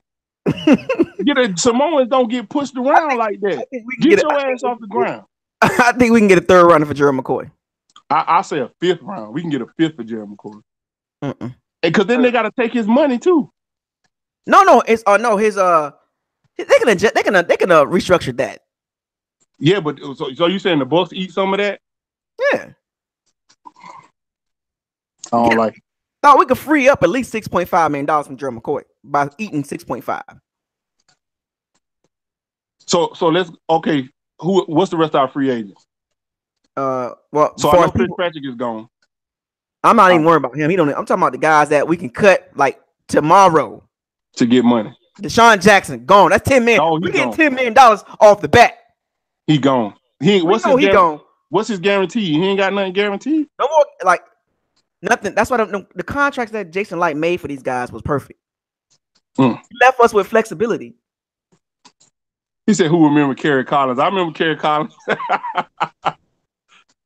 $10 million by cutting Deshaun Jackson. We saved $10 million. It was a 2-year guarantee. The third year not guaranteed, fam. So you wouldn't pay Adam Humphrey. 3 year, $20 million. 3 years, $7 million a year. Yeah, but that's around about like 5 to 7. Now, you don't think somebody will jump over the top of that? If they want him that bad, go ahead. He's a slot receiver with not a lot of speed, not a lot of athleticism, but great hands. He got great hands and he a possession receiver. You don't pay out. You don't overpay for that. Man, that's first down. That's first down. On third down, I bet you the Cowboys don't overpay Cole Beasley. Now, what about Cameron Brate? Cut. Oh, cut. Cut, and we're throwing some Marvel DVDs. Yeah. Oh no. Hey, look, man. Oh cut. My God, bro. I can't picture the Tampa without Cameron, man. Well, you better start. You better start. That's Jameis' favorite target, man. Cameron. Well, OJ Howard can take that. Oh, we good. But OJ Howard be getting hurt. Who behind them? We good. Cut. So now listen, you taking all his third down options away because they're gonna double up Mike Evans. You already know that. Now we got Chris Godwin, who's coming on. Justin Watson. Okay, see, I'm leaving. I'm not considering Justin Watson. Come on, man. Come on now. Bobo Wilson. Come on now. I gotta see it, man. I got to see it. Who else? Overpaid. Cameron Brate overpaid. $7 million. He's not worth $7 million. He don't drop so many balls, man. Yo, Adam, you said Brady's trash, bro. Come on, bro. He overpaid. He not trash, but he overpaid. When I seen that contract, I was like, what? He said we got the Spanish dude. UConn, what Spanish dude? Who you talking about? That tight end? And Claire. Oh, Eau Claire. Oh, I thought he was French or something. Man, I don't know. They be trying to run Eau Claire at fullback all the time. I don't know what the hell they doing with him. Dog. Cut. You either take a pay cut or you getting cut, Cameron Brate. Period. $7 million? Oh no. He said Freddie Martino and Bernard Reed. Man, no. Them boys be on the roster bubble every year, all year. Cut Cameron Brate. We saved $7 million. You know what we can do with $7 million? Oh, he's from Canada. Bro, who put better than Brate? Let me tell you something. If the Falcons can get Cameron Brate, and for them to get Cameron Brate, they got to move over. We'll trade him. We'll trade him then for a pick, for a fifth round pick. We can. With these people, we can accumulate picks. You can't cut Ronald Jones, man. You can't cut Rojo. I don't know what Rojo's gonna do yet. We don't know yet. We can't do that. I think Cutter ain't getting a chance. I done seen people not make it to the second year. Oh, I know. Oh, we just did that with our kicker. With that kicker we did. We signed second round. Don't get it twisted. Don't get it twisted with Ronald Jones. He might not make it. The new coach might come in and be like, nah, I'm good. He don't know how to read the playbook. Ooh, hey, the Patriots getting Cam Brate to replace Rob. You can have him. We're trying to upgrade our team. Cameron Brate is a luxury right now. We don't need more luxury. We need some stability on that O-line, that D-line. You said Rojo is garbage. He might be. I don't know, man. We didn't get in the Dirk Cutter offense. He didn't get a chance. Benny Curry is worth $8 million. No, cut. Yeah, no, yeah, I ain't with that neither. Robert Ayers Jr. Robert Ayers III. That's what he is. He's just like Robert Ayers, a D lineman that's 31 years old, 31, 32 years old. We thought we can pay him a little bit of money and get some sacks out of him. He couldn't give us no sacks. $8 million. Cut. Hey, Keith. Trust me, Rodgers is out of here. Jacquizz Rodgers won't even be on the roster next year. He won't even be on the roster. Out of here. I hope he already done moved. He should be packing his house up right now. Rodgers will not be on the roster next year. Oh, Brent Grimes gone. I saw, Brent Grimes. Miko was on damn Instagram putting their cars in the damn U-Haul trucks. They been gone. They already gone. Don't let the door hit you. That's $8 million with Brent Grimes. $8 million. Yeah, that's another one. But we're gonna definitely get it. Put that money into another a free agent corner. Bo Allen, $5 million. Nah, fam. You gotta go. Jacquizz Rodgers is dead money. What? I don't care if he did. I don't care if he did money. We eat that. Eat that. Get rid of him. He taking our snaps from Rojo. I just want to see what Rojo can do, man. And I think when we bring in a new coach, he'll see what he can do. Bo Allen cut $5 million. You said more Falcons leftovers. Yeah, it's gonna be Falcons leftovers if your damn coach came from there. If our coach came from there, hey, Lovie Smith. That's why Chris Conte, with his throat still left on the field, that's why it was on our team because of damn Lovie. They always bring their people in there. Look at this list: Vinny Curry, Robert Ayers Jr., and Michael Johnson. Oh my gosh, 3 horrible. Trade JPP for a first round, boy. Hell no. Hey, JPP that's the face of our team. Look, that's $14.5 million for a 31-year-old DN. Man, no, man. We ain't had no. You know how? When the last time we had an edge rusher that could do anything? Shit, I'll pay $5 million to get rid of Jacquizz Rodgers. Yeah, it ain't the amount of dead money that a running back can make that I would not eat to get rid of him. What about Bo Allen? $5 million cut. He said I pay $5 million just get trade JPP. Yeah, hell no, man. Bo Allen, man, $5 million cut. Yeah, I'm good with that. I'm good with cutting Bo Allen. What the hell did Bo Allen do? What the hell did Bo Allen do this season? I'm good. Yeah, I'm good with getting him. He made no impact. He made no impact. Carnation was the pickup. That's $13 million between Vinny Curry and Bo Allen wasted. Rodgers was returning kicks because number one, they told damn soft ass Deshaun to go back there and he wouldn't do it.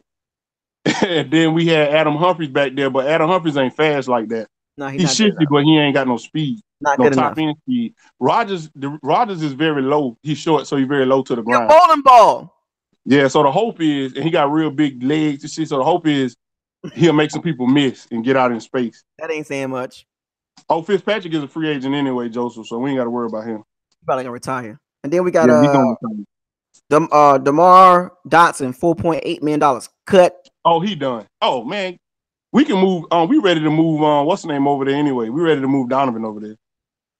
Mitch Unrein, $3.75 million cut. Yeah, he gone. William Golson, $3.75 million cut. I don't know why he got that money in the first place. Hold on now. That boy don't get no sacks. It's a run, but he ain't a pass rusher. He a run stopper. And he don't even do that. He just don't be on the field like that. And I don't know why. I don't know why he don't be on the field. Got that money. They gave him that money extension for no damn reason. Yeah, oh yeah, DeMar Dotson gonna definitely be cut. Should we trade Peyton Barber? Nah, we can't trade Peyton Barber because Peyton Barber is literally all we got at running back right now. He on his rookie contract, but we can upgrade from him and Rojo. Yeah, we'll upgrade him, and we'll probably. I want us to bring in another vet running back, but it ain't gonna be no difference maker like that. If we can get Kareem Hunt, Le'Veon Bell, or draft a running back from Memphis or Iowa State, David Montgomery, I'm good with that. Mitch was signed after the Bengals game. No, Mitch was signed at the beginning of the season, right? Yeah, Mitch Unrein. Yeah, he was. Yeah, he came in the offseason. Yeah, we signed. Yeah, we loaded up on that D line and drafted Vita Vea. Hey, listen, Falcons. Let me tell you something, Falcons. Falcons, Hawks. We gonna cut the team, but that's okay though. I'm giving you the players that we gonna cut. We gonna cut. Yeah, they all going. We gonna have some money. Brian Anger, you better take a pay cut, or you getting cut $3 million. Yeah, you right, John. Le'Veon Bell gonna want too much money, man. That's fine. We'll draft the running back. We'll draft him. He gonna want too much money. D'Angelo Henderson from Memphis.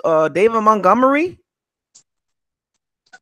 So let me tell you who I want us to go after with our first round pick, man. I want us to go corner. Greedy Williams or Bryce Love. I mean, Braydon Love, the cornerback from Notre Dame. You don't like Byron Murphy though? Oh, he's nice too. Oh, I can give you 3 cornerbacks. Greedy Williams, the love dude from Notre Dame, All-American, and Byron Murphy. Yeah, I like Byron Murphy, man. Or Deontay Thompson, the safety from Alabama. I don't want to go safety though. That's too high. The last time we went safety, we got Mark Barron. Then they dropped him the linebacker. The Rams dropped the linebacker, and he showed out. Yeah. So he was just in the wrong position. He was out of position. But What I happened to like Sean Byron. Wilson, dog? What happened to Sean Wilson? Oh, I don't know. That's a good damn question. He got hurt. He got hurt. Didn't he get hurt? Because Yeah, I thought that was the next thing smoking. So you gotta remind you gotta look at this too. A top 5 pick is a premium position. You gotta get a premium like left tackle, quarterback. You gotta get cornerback, D line. You gotta go premium. You gotta go premium. You can't go like safety. Sorry. Like you can go, you can go safety, but he got to be a shutdown safety, man. He got to be a hard hitting.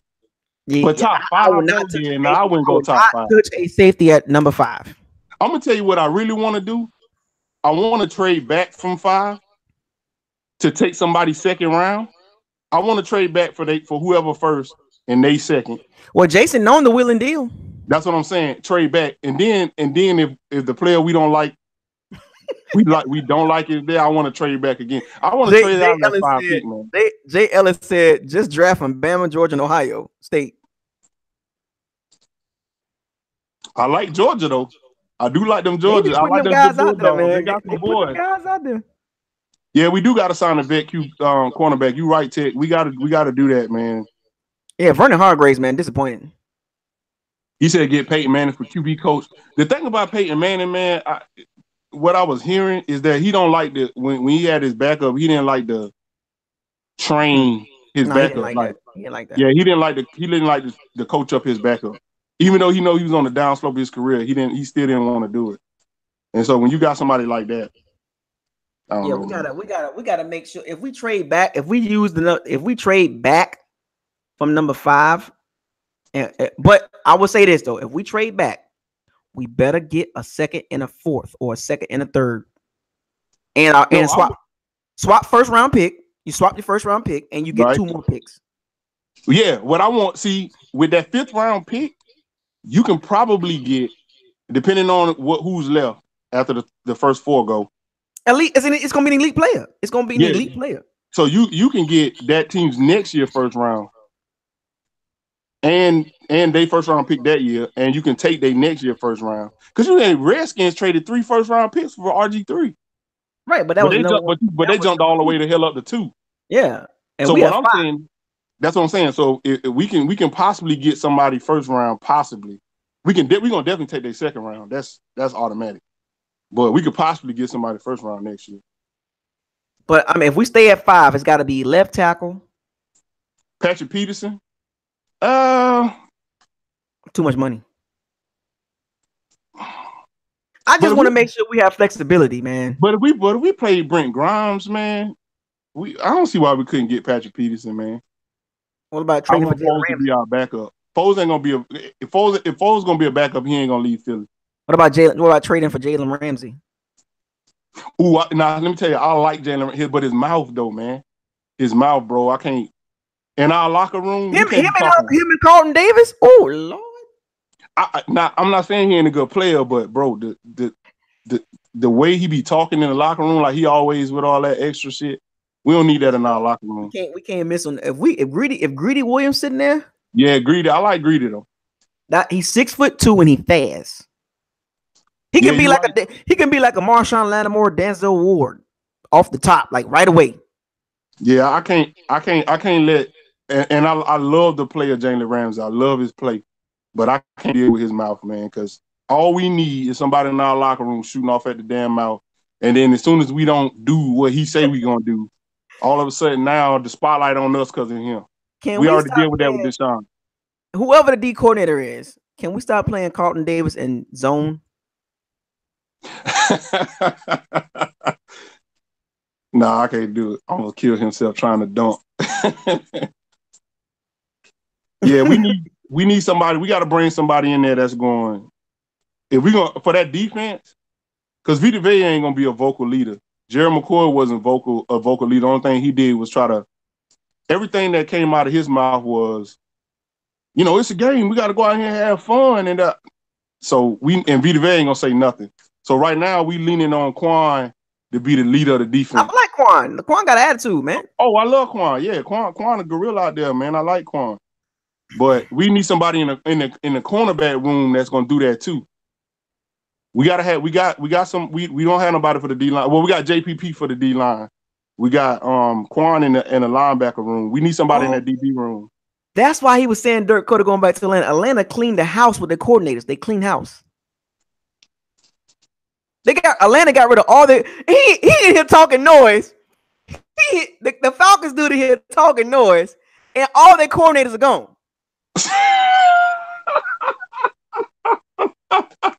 Hey, oh my God. So Dirk going back to Atlanta? Well, if Dirk go back to Atlanta, we're gonna bust y'all ass up. We know his whole playbook. Are y'all crazy? Man, nah. Y'all better stop. He got an interview with him. Oh man, that's crazy. If Dirk go back to Atlanta. Well, let me ask you this then. What you think about Quan getting re-signed even though he has the ACL injury? Because he's an unrestricted free. Oh yeah, you got to re-sign him. Yeah, they're like a 1 year prove it deal. Nah, I wouldn't do that. I'll do him on a 2 year with a third team option on the 3rd year. That's what I would do. That's what I would do. I would do a 2 year deal with a team option. Oh, Dan Quinn, the Atlanta Falcons head coach, cleaned the house, and he's taking over defensive coordinator play calling next year. This is it for Dan Quinn. This is it. Hey, y'all about to. Hey, let me tell you something. Y'all about to lose. Hey, if Dan Quinn, if y'all have another season even close to this, Dan Quinn is gone. Y'all gonna be the coach. Gary Kubiak will be joining Dan Quinn as a senior personnel advisor. Kubiak, why? I don't know. Yeah, that's what I'm saying, UConn. So what I'm saying is in every room, you got to have a vocal leader that the team can rally around. And so I think in that DB room, we ain't got nobody. I mean, they're not going to pay attention to Hargreaves because he ain't did nothing. Brent Grimes didn't even really want to play on our team. He just wanted the bag. And everybody else is rookies. And then Chris Conley, whole larynx is gone. So he ain't doing nothing. Like, there ain't nobody to listen to in that DB room. So we need somebody up in there. So let me give you the top 25 free agents. Now we might have potentially $60 million, so $40 to $60 million. Let's just say that $40 to $60 million. Here's the top 25 free agents. DeMarcus Lawrence, number 1, right? Going from number 1 on down. DeMarcus Lawrence. Hey, I got you, Bucos Locker, Isaiah fan. I see your question about the vocal lead on offense. We'll get back to it. Damn, Bucos Locker. I appreciate that, Bucos Locker, Isaiah. What kind of name? Hey, man, you know what? It is what it is, man. Like, God, Lee got a whole page of my name. Okay. So you got DeMarcus Lawrence, Trey Flowers, D Ford, Le'Veon Bell, D Ford, Javion Clowney, Frank Clark, Earl Thomas, Kareem Hunt, Grady Jarrett, Landon Collins, Brandon Graham, Preston Smith, Sheldon Richardson, Clinton Dix, and Ezekiel Enzel, Adama Suh, Teddy Bridgewater, Nick Foles, LaMarcus Joyner, Tyrann Mathieu, Shaq Barrett, Golden Tate, Ronald Darby, Trent Brown, Darrell Williams. I want that Clinton Dix. I think that might be the pickup. Clinton Dix might be the pickup. Because I'm all for you keep putting players in the secondary till we get it right. I understand we got Andrew Adams and Justin Evans and Jordan Whitehead, but if we can upgrade, keep upgrading that secondary.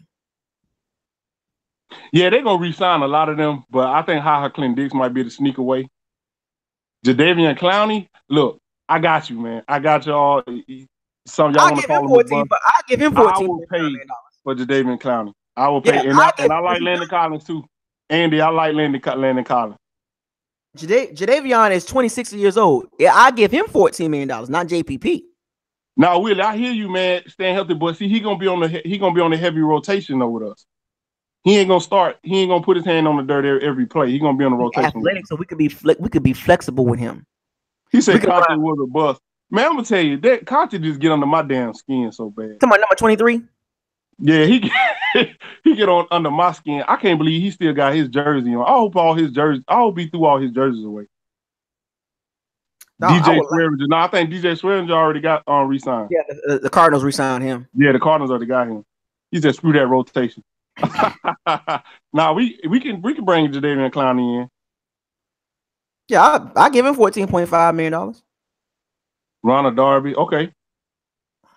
Just keep upgrading the secondary. Just keep going until you get it right. Yeah, bring them because look, we need somebody in there that's got some time in there, man. Got some swag, man. Yeah, we got some, and I think still draft Greedy Williams. Yeah. Oh, what?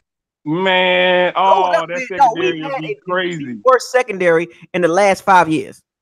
But if you bring in either Landon Collins or HaHa Clinton-Dix, and then you draft Williams, and then you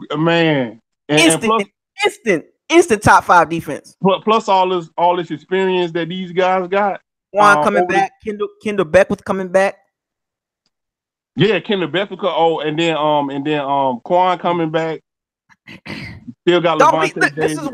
This is why I say the job is attractive, dog. We got so much flexibility. The Bucs roster can really just change in a snap. Like, like damn. Yeah, quick. The offense still there, and they just revamped the whole defense again. Yeah, the offense still there. We fixed the line, like you said. We do some shuffling on the line, bring in the offensive lineman. Then we gotta go running back again. We go running back. The receivers is fine. We good on the receivers. Oh my God. We're good on the tight end, and we fixed that. And we fixed that defense.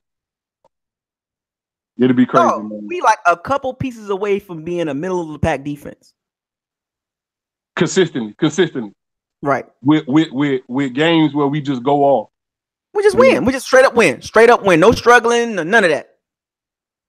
Yeah. Now on this list, I would love to get LaMarcus Joyner, or Landon Collins. Yeah. Grady Jarrett wouldn't be bad either. Grady Jarrett. He play for the Chargers? The Falcons. Oh, I'm thinking of somebody else then. Grady Jarrett. Grady Jarrett would not be bad at all. Frank Clark. Okay, yeah. Frank Clark. Yeah. He's like a Noah Spence, but better. Yeah. Jadeveon Clowney. D Ford is a 3-4 linebacker. I like D Ford, man. I really like D Ford. He's strong, man. He's strong. Like Trey Flowers is nice too. Yeah. Trey Flowers, you can rush him anywhere on the line. He's like a Michael. Mike Smith filled out an application for the XFL. Let me tell you what Mike Smith doing right now. Mike Smith watching YouTube videos on how to put equipment together.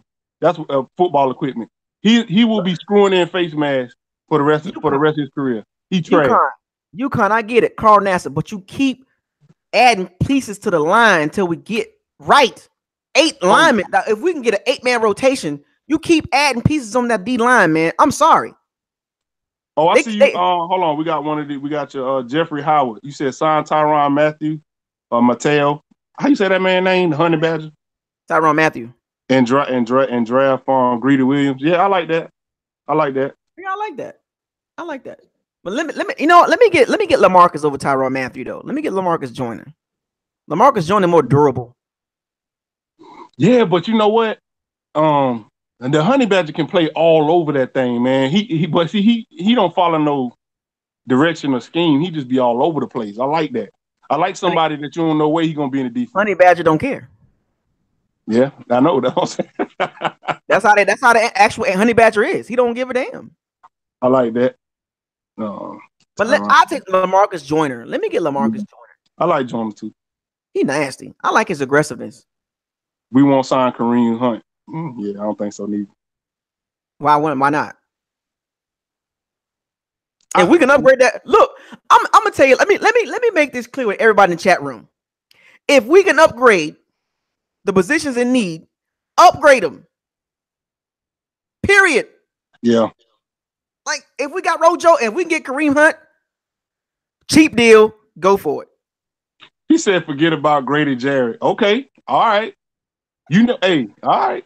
First of all, you need to worry about your coordinators, bro. You need to worry about your whole coaching staff. If you walk in there right now, if you walk in there at the beginning of the season, y'all ain't got nobody in there. Who's the Falcons OC in DC right now? Look, right now, there is nobody game planning for nothing right now for y'all. No one. Period. So okay, nobody. Yeah, I would not mind Grady Jarrett though. I would like Grady Jarrett. Grady Jarrett is nice. Dirk coming to Atlanta. He sure is. Congratulations. And we're gonna bust y'all that. We sweeping y'all. If he go there, we sweeping y'all.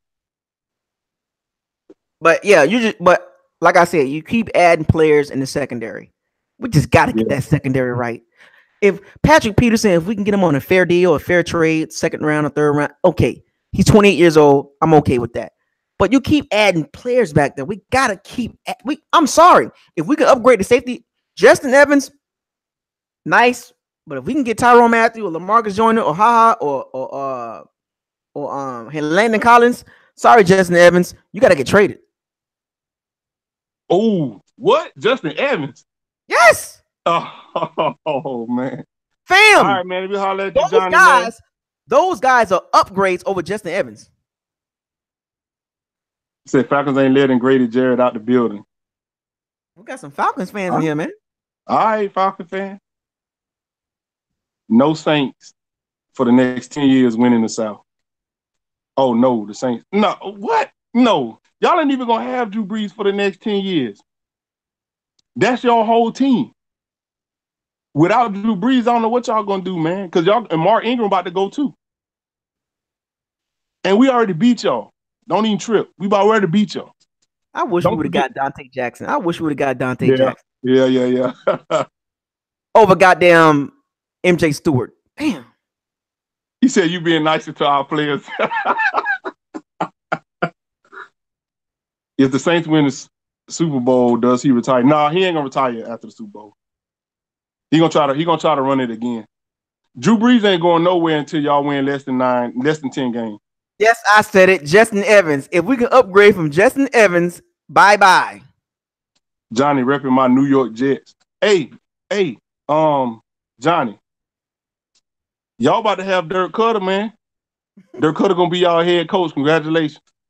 I'll take Jordan Whitehead over Justin Evans. Oh, I'll take Jordan Whitehead anyway. Jordan Whitehead is a beast, man. He's gonna be a beast harder in this league. and faster. Yeah, he's gonna be a beast in this league. Whitehead over Evans. Yeah, I definitely do that. That's what I'm saying. I don't care too much about Justin Evans, man. Afterthought. He said we beat y'all too.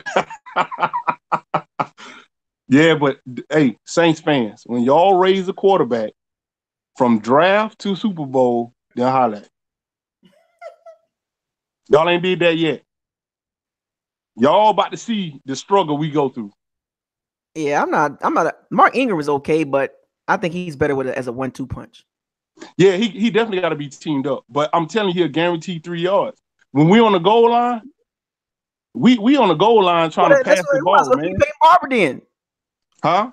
Well, if that's the case, we might as well keep Peyton Barber. Nah, man, Peyton Barber ain't ready for that, man. Peyton Barber ain't ready for that. Peyton Barber will fall forward, but he ain't mean like that. He said Rono. Hey, y'all sleeping. Watch Rojo come back next year and be beast. No, the Damian Harris, the Alabama running back. Yeah, definitely. But I'm scared of running backs out of Alabama, man. Trent Richardson got me scared of running backs out of Alabama, bro. I don't want to mess with no running backs out of Alabama. Mark Ingram and Derrick Henry turned out pretty decent. Who? Oh yeah, Mark Ingram. Yeah. Derrick Henry, Mark Ingram. Well, Derrick Henry, he played for Tennessee, right? Yeah. Kenyon Drake and T.J. Yeldon. I mean. Oh, we ain't hiring no damn Jim Caldwell, man. No. Too soft. We can't have that in our locker room, man. They're gonna run all over him. He said Rojo is a victim of uncreative Dirk. I'm trying to. Hey, I said the same thing, bro. I said the same thing. We ain't seen what I'm telling you, man. Dirk Cutter is stubborn, man. That man probably ain't eat all his sandwiches. Dirk Cutter wouldn't let him play. How you pick a running back in the second round and don't even play this dude? Don't even feature him. Like, bro, even when the season was lost, the season is over and you still don't play him. That I'm telling you right now, what happened was that man came in warm-up place with flip-flops on, and it was like, nah, you ain't playing. You ain't gonna be able to play. And he kept that grudge the whole season. I'm telling you. Jeff Fisher. Nah, we ain't doing that, Andy. We Are ain't you doing Jeff crazy? Fisher, bro. Kamara made Ingram look nice. Well, that's okay. That's okay, Fred. I mean, it's a 1-2 punch. That's okay. Cookie cutter offense. Dirk Cutter runs okey doke offense. No, I wish he ran okey doke offense. Dirk Cutter run the plays off of Madden. Dirk Cutter download the playbook off of Madden and he run that shit. He said cookie cutter offense. He do. He right. He go on Madden and he go to the playbook and he run them plays. That's what he do, man. And yeah, you're right. No imagination, man. Nah, man. I ain't with that. So a Madden player can beat Dirk Cutter Cutter had no motion, no misdirection, no jets, no nothing. I don't know if Rojo got see Josh Freeman problem was who said that? Adam. Josh Freeman problem was Greg Schiano. Fitz Magic is better than Winston.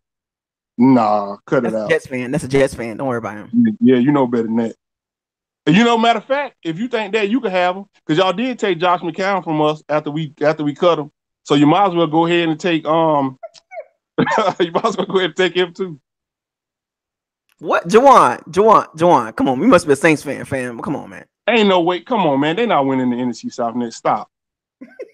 Don't forget, we beat y'all. Don't forget. He said, a toss sweep. Boy, I hated that play. How many of y'all hated the toss sweep? How many of y'all hated the toss sweep to Jacquizz Rodgers? What the heck? Why is Jacquizz Rodgers getting toss sweeps? You know what? I wouldn't even mind. He fast or something. I wouldn't even mind getting Tevin Coleman. He said, I like Tevin Coleman. Oh, yeah, I love Tevin Coleman. He said, I dressed up as Fitz Magic for Halloween. Yeah, that's scary. You right. I bet you scared everybody. We'll take Tevin Coleman off Atlanta hands real quick. They like that little guy, man. He was tearing us up. But Kareem Hunt, if we can get that dude, bro. Ooh. Coleman is a good fit. Yeah, man. Hey, and then I wouldn't be mad to lose Adam Humphrey. I'm mad about that. I don't want to lose Adam Humphrey, man. We're not gonna overpay him, bro. I'm telling you. Now, Jason did say they're gonna do what they can to get him back. So maybe they might overpay him. I don't think $7 million a year is overpaying them though. No more Atlanta leftovers. I feel you on that. He said empty lineup, empty backfield with a bad old. You see, what they was trying to do is spread out the defense, but the problem is the defense did not spread out. We could have got Darius Geis. But Darius Geis was hurt though, man. But I don't know. Yeah, but I don't think he would have got. But that's a theory with us though. I don't know if he would have got hurt with us or Kerryon Johnson. Hell, we should have traded for goddamn Sony Michel or Nick Chubb. I like the Sony Michel coming out too, man. I like. Nick Chubb is a beast.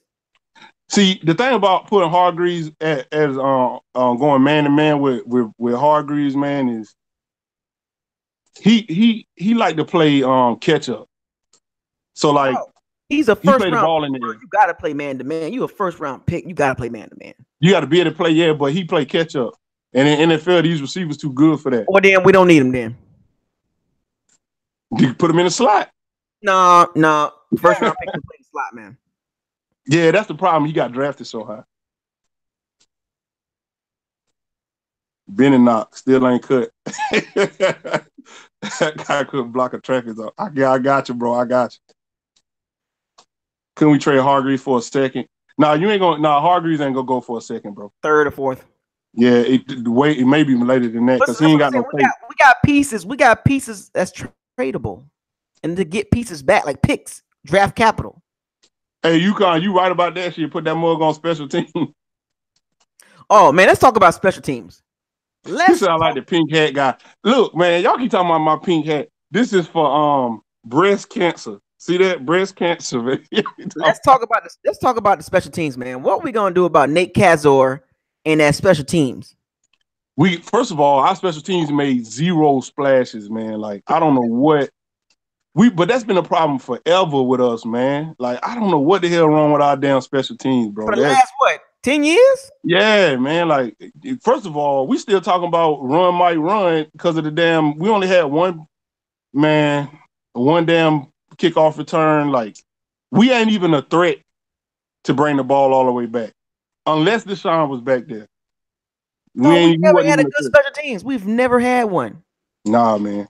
We let go Matt Bryan and see how that worked out, right? We let go Matt Bryan and we let old boy Connor go Barr. when he hurt his Connor leg, Barr. Connor Barr.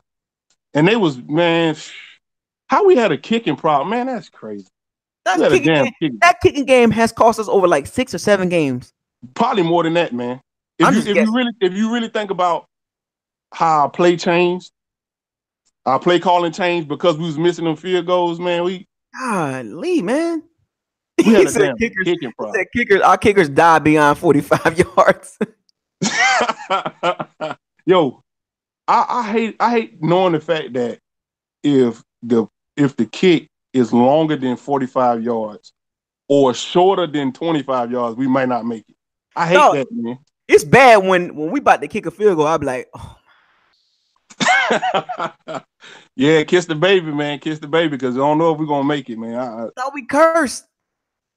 We cursed because of Aguayo. No, we cursed because of Matt Bryan. That's why we cursed. Matt Bryan, that's the curse. Oh, he said Aguayo cursed us. Yeah, man. But he signed to the Chargers or something like that. No, he got cut. He got cut. Oh, he got cut. Gruden curses. Yeah. Yeah, we're gonna keep Bobo. We're gonna definitely keep Bobo. I think Bobo gonna be a big part of our offense. Yeah, a little small contract, you know what I'm saying?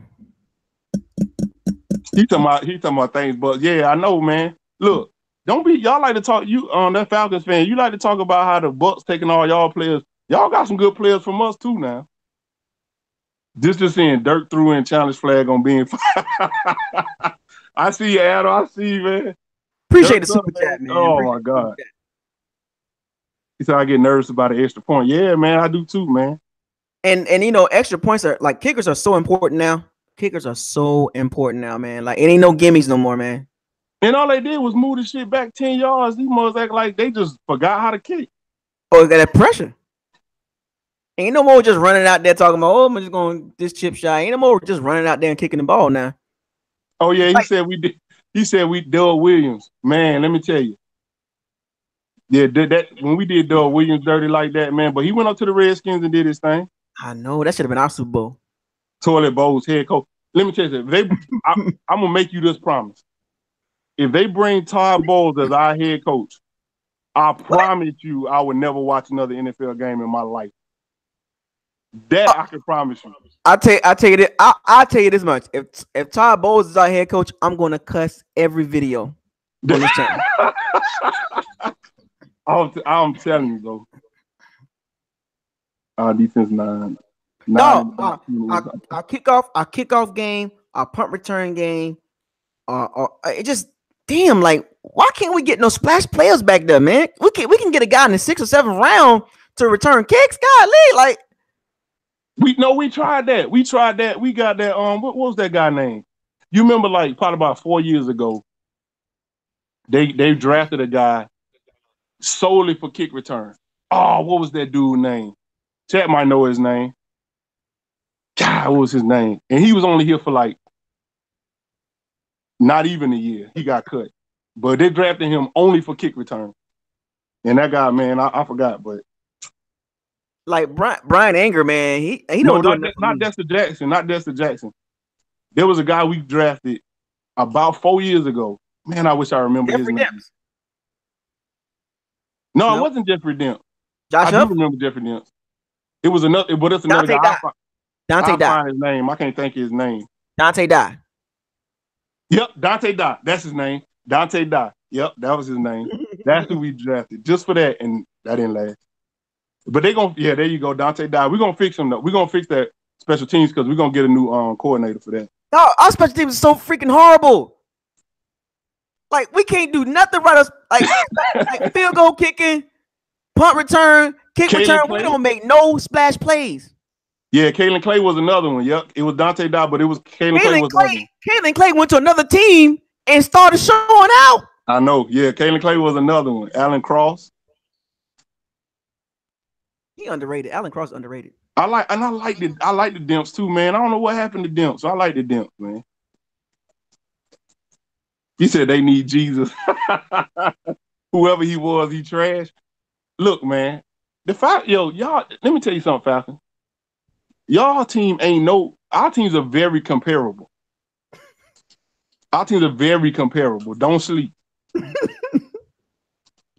Adam Humphrey always fair catching the ball. I'm tired of him doing it. He said, "New Catch the Orleans ball Saints and go." champ. Who y'all got? Yeah, I think. Let me see who could give New Orleans a run in the playoffs. The Rams, Bears, and the Bears. Y'all gonna have problems with Bears. I'm gonna tell y'all right now, Saints, because y'all ain't putting up the points y'all was putting up at the beginning of the season. Y'all, especially against us, and we trash. And y'all can't put 14 points on us. Y'all gonna have some problems. Have you seen the schedule for 2019? Did you say Jesus is trash? Who said that? Somebody said Jesus is trash. What's the schedule? I did see it. I'm about to pull it up. Hey, Falcons fans, y'all ain't got no rings. You right. Hey, listen, I shouldn't even really be talking to the Falcons fans because y'all ain't got no damn rings. And sometimes when you have grown man conversations, you make the kids go out of the room. And we letting y'all stand here. So keep the talking to a minimum now. Y'all ain't got no damn ring. So let's talk about that. We talked about the schedule for 2018 season. We talked about Dirk Cutter. We talked about Jason Light. We talked about the offense. We talked about the defense. We talked about the future head coaches. We talked about draft picks. We talked about the salary cap. We ended this year right about the Bucs. We're talking about anything about the Bucs. So feel free to join the conversation. We responded to everybody in the chat room one last time before the new year hit. You know, shouts out to everybody that's still with us in this chat room. We are still going. How long this chat been going? We are still running. I mean, we started at 6:30 my time. Yeah, 7:30 my time. Oh, 4 hours. Almost 4 hours. 3 hours and some change.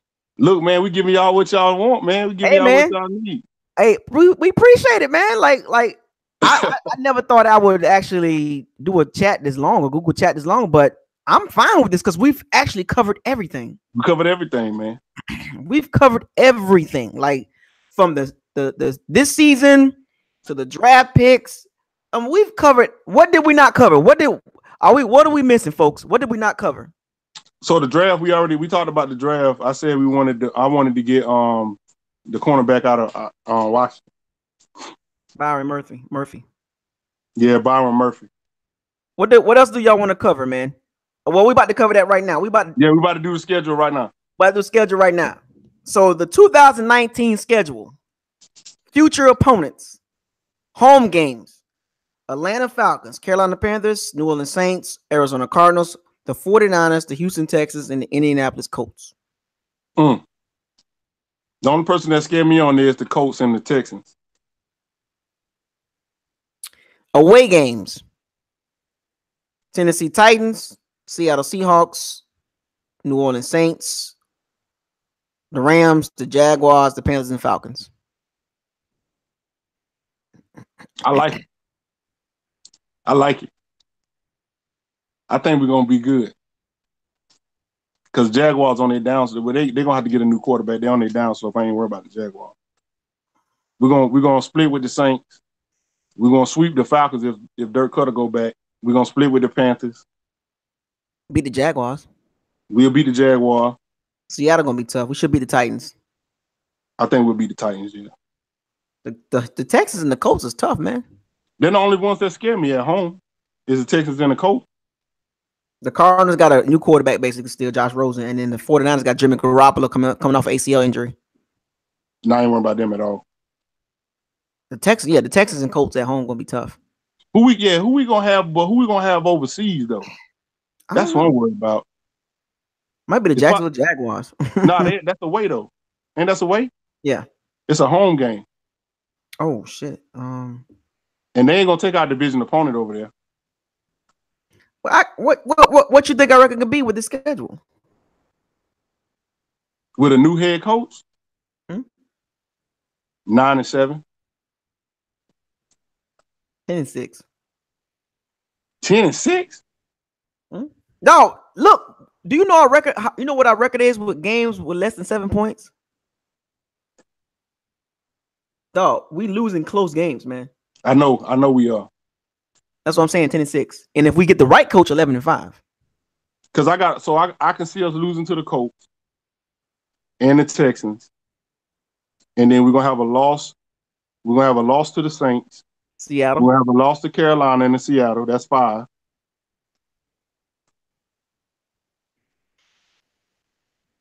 Who else? See? All right. And this is without the draft, the free agent signs, and the coach. Yeah. Just looking at the schedule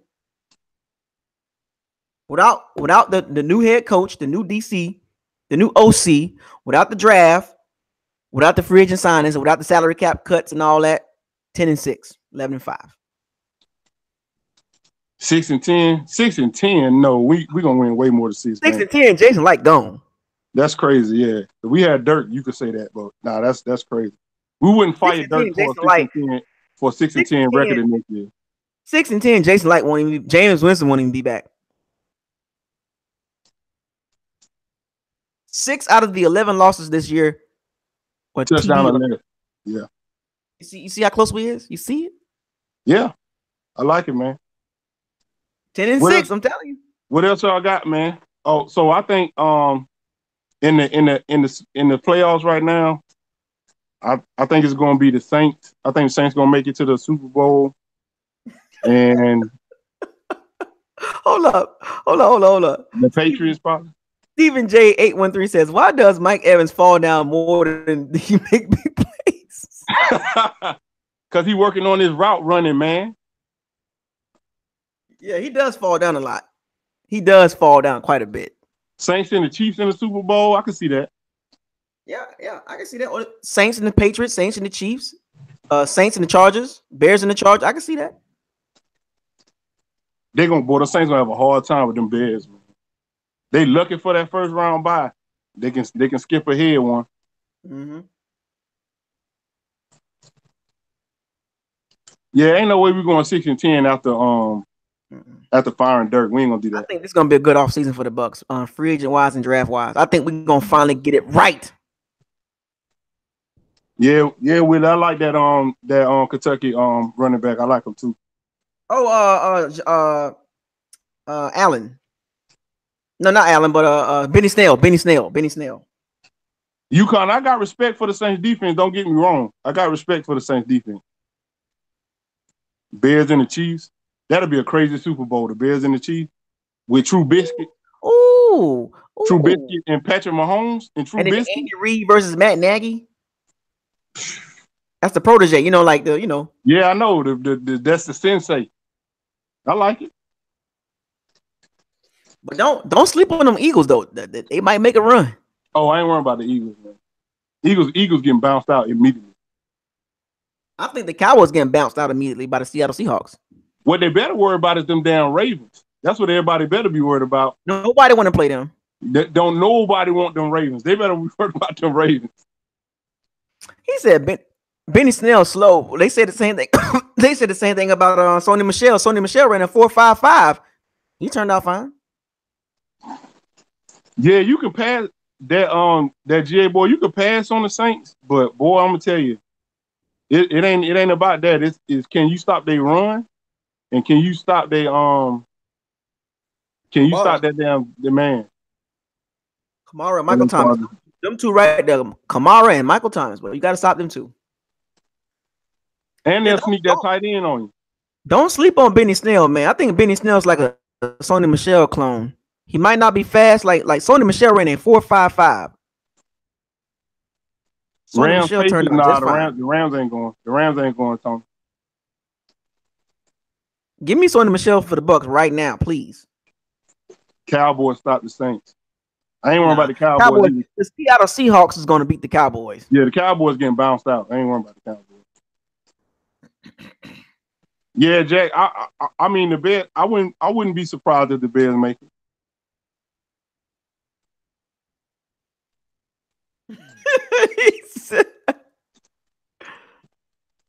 The Falcons got an age and injury prone squad. You guys got one last chance to win it all. Don't choke it away this time. Yeah, man. Happy New Year's, everybody, man. Happy New Year's. Yeah, anybody that's what time is it? It's 11 o'clock on your end? Yeah, it's 11. It's 11:15. Happy Yeah. New Year's. I'm gonna jump off the stream here soon. Yeah, matter of fact, yeah, we about to wrap this up. We going on over 3 hours. We talked about everything. Oh yeah, Leonard Fournette might be available. Oh yeah. Oh, but he got an attitude. Hey, look, we ain't gonna even go down that road. We're gonna do this again. Appreciate y'all coming out. We kept over 100 people in here the whole time. That's pretty dope. That's dope. That's dope. And I know this gonna load up on your page, right, on YouTube. Yeah, we can definitely do this again. This time we'll do it on your channel. It don't even matter, man. It don't matter. It's all good, man. I'd rather you know what I'm saying, get all the accolades that come with it, man. You know, I'm just doing my thing. We can swap platforms. We'll do a Google Hangout session on Tampa 2 next year. Yes, sir. Definitely. We'll probably do it the draft during the draft or the coach hire. Like maybe we can probably do something with the coach hire. Okay, no doubt, we'll do it. Hey, y'all just stay tuned, man. If you from my channel and you ain't subscribed to Bucos, make sure you go subscribe. Subscribe to my channel, and we'll do this again, man. Appreciate y'all coming through, hanging out with us. Hope y'all enjoyed. Hope we gave y'all all the information y'all wanted. That's what we think. You know, we kept it real with you. Yes, indeed. Yes, indeed. What you got, Bucos? Well, once again, I'm gonna reiterate what Tampa 2 said. I appreciate all the support, the super chats, the comments. We basically trying to get to everybody's comments as much as we could. We talked about everything from A to Z about the Bucs. I know y'all happy out there that Dirk Cutter got fired. We're looking for the new head coach moving forward to bring in a new attitude and a winning organization moving forward. Also, I want everybody to stay safe tonight. Have a happy New Year. Do not get too drunk. Okay, bring the new year in right and be healthy and prosper in 2019. Fire those cannons and seize the day. Y'all know what it is. It's Bucos Lock in Tampa 2. We here. At the end of the day, everybody enjoy yourselves. Start 2019 off right. Please be safe out there. Don't want nobody getting in trouble. Make it home safe to your families. You know what I'm saying? Make sure y'all good. It's about to be 2019 in about 40 minutes. I'm about to kick back and make me a. That's neither here nor there. One of them things, yes, sir. That's neither here nor there. But y'all, oh man, okay. Appreciate that. You wish happy and a happy New Year to you. You wish. Yes, sir. Happy New Year. And make sure y'all subscribe to Tampa 2. Thank you, Keith. Appreciate that. Make sure y'all subscribe to his channel. He deserve it. He sat on here with me for over 3 hours. We chopped it up. We done made a friendship on YouTube and off YouTube. So we're going to do this again. We're going to see y'all next year. Tampa 2, you got anything else to say before we sign out? Nah, we done, man. Holla at you. I'll send you my number in your email. All right, this your boy Isaiah and Tampa 2 coming to you from Bucos Locker. Subscribe, like, comment, share on all our videos. Make sure you hit the notification bell icon to notify you on all new videos that's posted on both of our channels. And also, if you feel free to donate to the channel, the donation links are in the description box. Also, you can donate to Tampa 2 and hit him up on Super Chat. It's all love. Y'all know my slogan, wash, rinse, and repeat. I want y'all to fire those cannons. So all my pirates and my sea bandits, siege the year. Happy New Year, everybody. We out. Deuces.